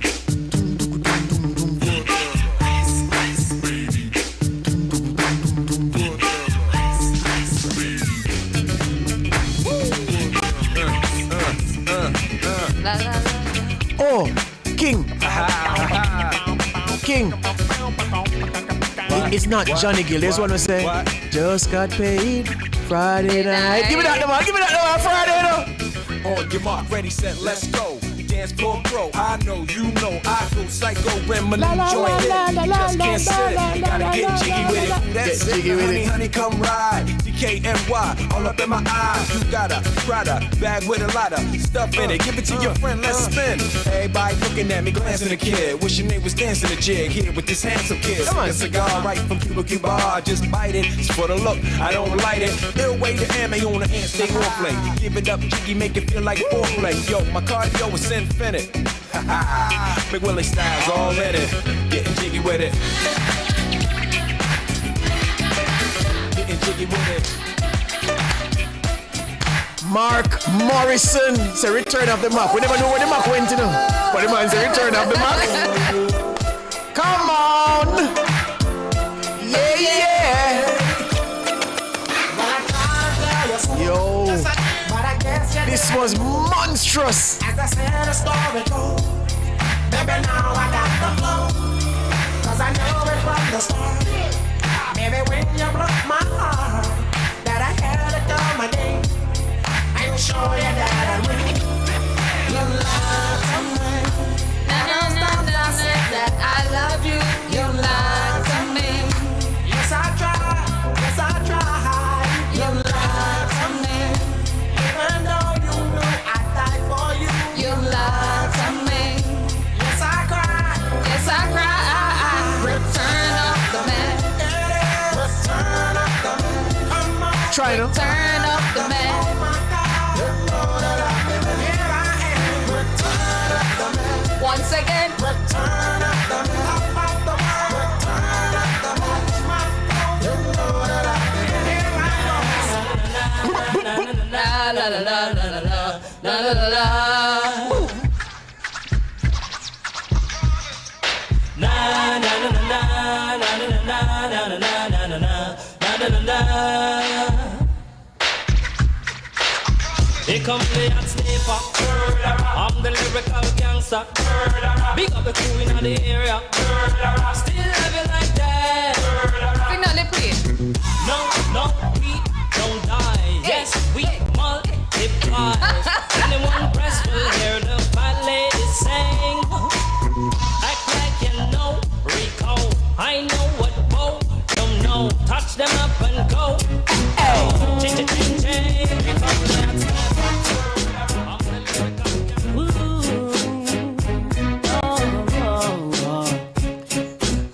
Make Mary play, look man, here comes. That's so wicked. Play Mary, man. Let Mary play. Sing now, Mary. Let's get it. Funk up on up in this dancery. We got y'all open, now you're open, so you got to dance for me. Don't need no hateration, holleration in this dancery. Let's get it percolating, while you're waiting, so just dance for me. Come on, everybody, get on now, cause you know we got to get it wrong. Long time to play the Mary J. Blige, you know, they want to put it up. Don't pull Mary, make she play. Sing Mary. Come on, baby, just party with me. Let loose and set your body free. Leave your situations at the door, so when you step inside, jump on the floor. Let's get it. Funk up on it, funk up in this dancery. We got your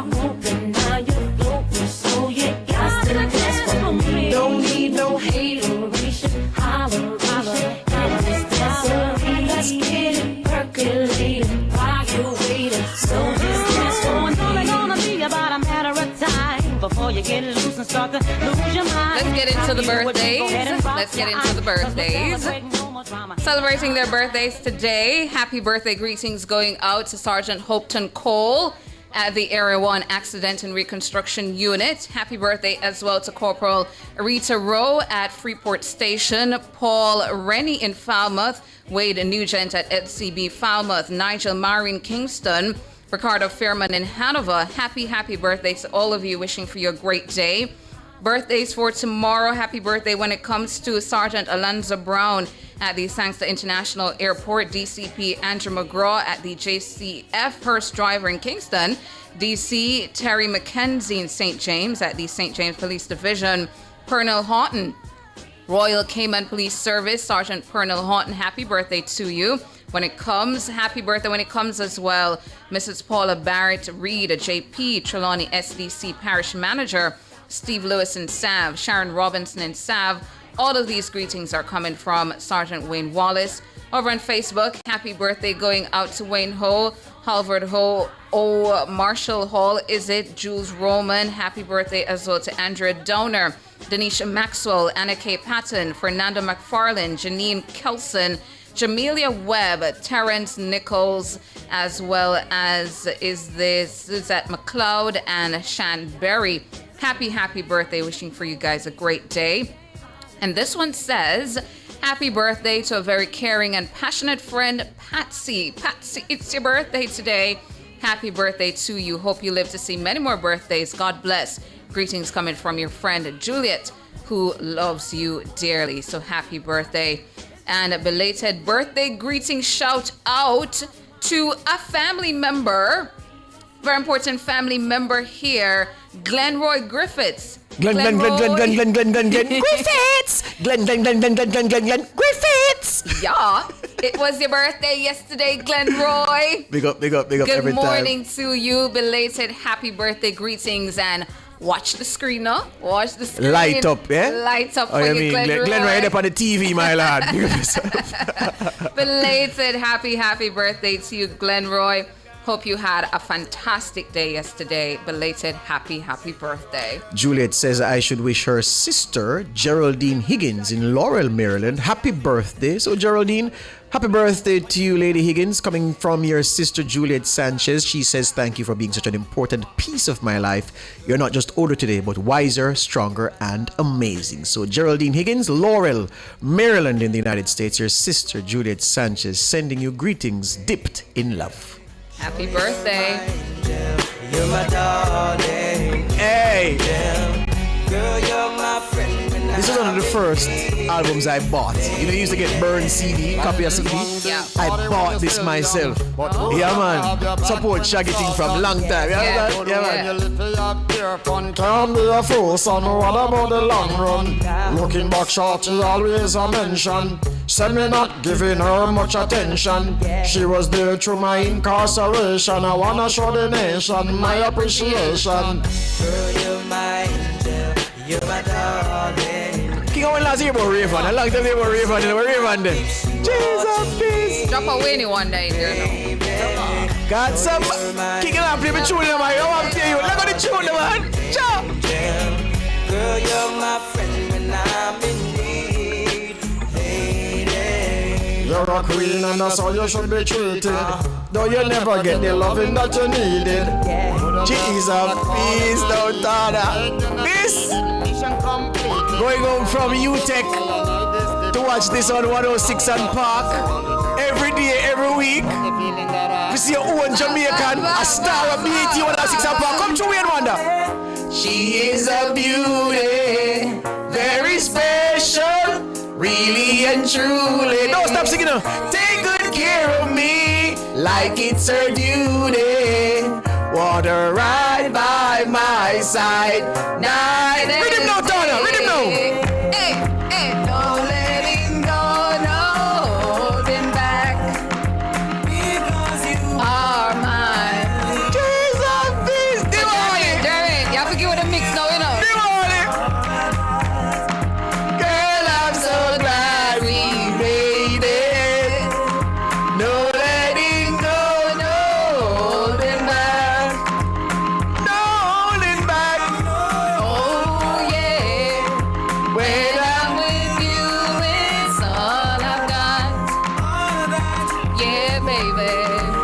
They say good things, but I'm optimistic. Not being afraid. Do I make you cry? Keisha, Nisha. Hey, hey, boom, bam, bam. Not English. Boom, bam, listen. You can meet me at the party. You can bring your shorty. And we'll be rolling in the Audi. Party's going all night long. Meet me at the shorty. You can bring your shorty. We'll be rolling in the party. Party's going all night long. Cruising in the laptop, cruising in the Benz. Not English, I eggnog. Bedroom excitement. English medium. Hey. Girls be screaming. Hey. We are the only king in the Oh gosh, Rodney. What am I saying? Born as a sufferer, grew up as a sufferer, struggle as a sufferer, fi make it as a sufferer, fight as a sufferer, survive as a sufferer. You say me the ghetto, well the most of them are sufferer. Enough time a police take on them right through them a sufferer. Me no see no one that vindicate for all the sufferer. Food for the sufferer, shelter for the sufferer. Me I tell you, me a prime minister for the sufferer. Politician, technical, you know you say it. You know you say it. You know you say it. Pull up. You know you say it. Oh my God. No, sir.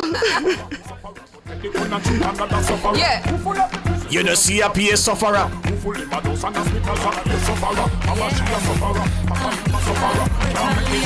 In other players, your love is wicked, wicked, wicked. Through my. Kiki, have you given the Wayne Marshall after this? Feel me? Thoughts of you just keep consuming. In my head. Know what I say. Well, Wayne Marshall there. Not mine. Wrong to think you changed, yeah. I wish you could stay with me another day. Stay with me another day. Give me the Wayne Marshall, you. To hear you say thoughts of you just keep. Pull up. What do Wayne Marshall? Love is wicked. Kaya love is wicked. Kaya love is wicked. Yeah. Time, sir. Chew. We're going with this. All in the out today, but if you don't work, then you won't get paid. Many obstacles come along the way. Overcome, youths overcome. Many are called, but the chosen few. Nothing in this world that we can do. Work hard for your thing, and then we come through. Overcome. The reason why we call the one you overcome. Yeah. Because some little youths moving out so down. Yeah. They don't know nothing and they want things come. Under pressure, people say they want income. Young, baby, water can't feel the sun. Yeah. And then him tell the dance, say him need him gun. Get gun, take gun, rob Mr. Chung. 5 innocent people get licked down because times are on. In the out today. The world I wonder why they love me like that. And them I wonder why Georgie I see it like that. And them Alright, I know your time now. That we can do. Hey.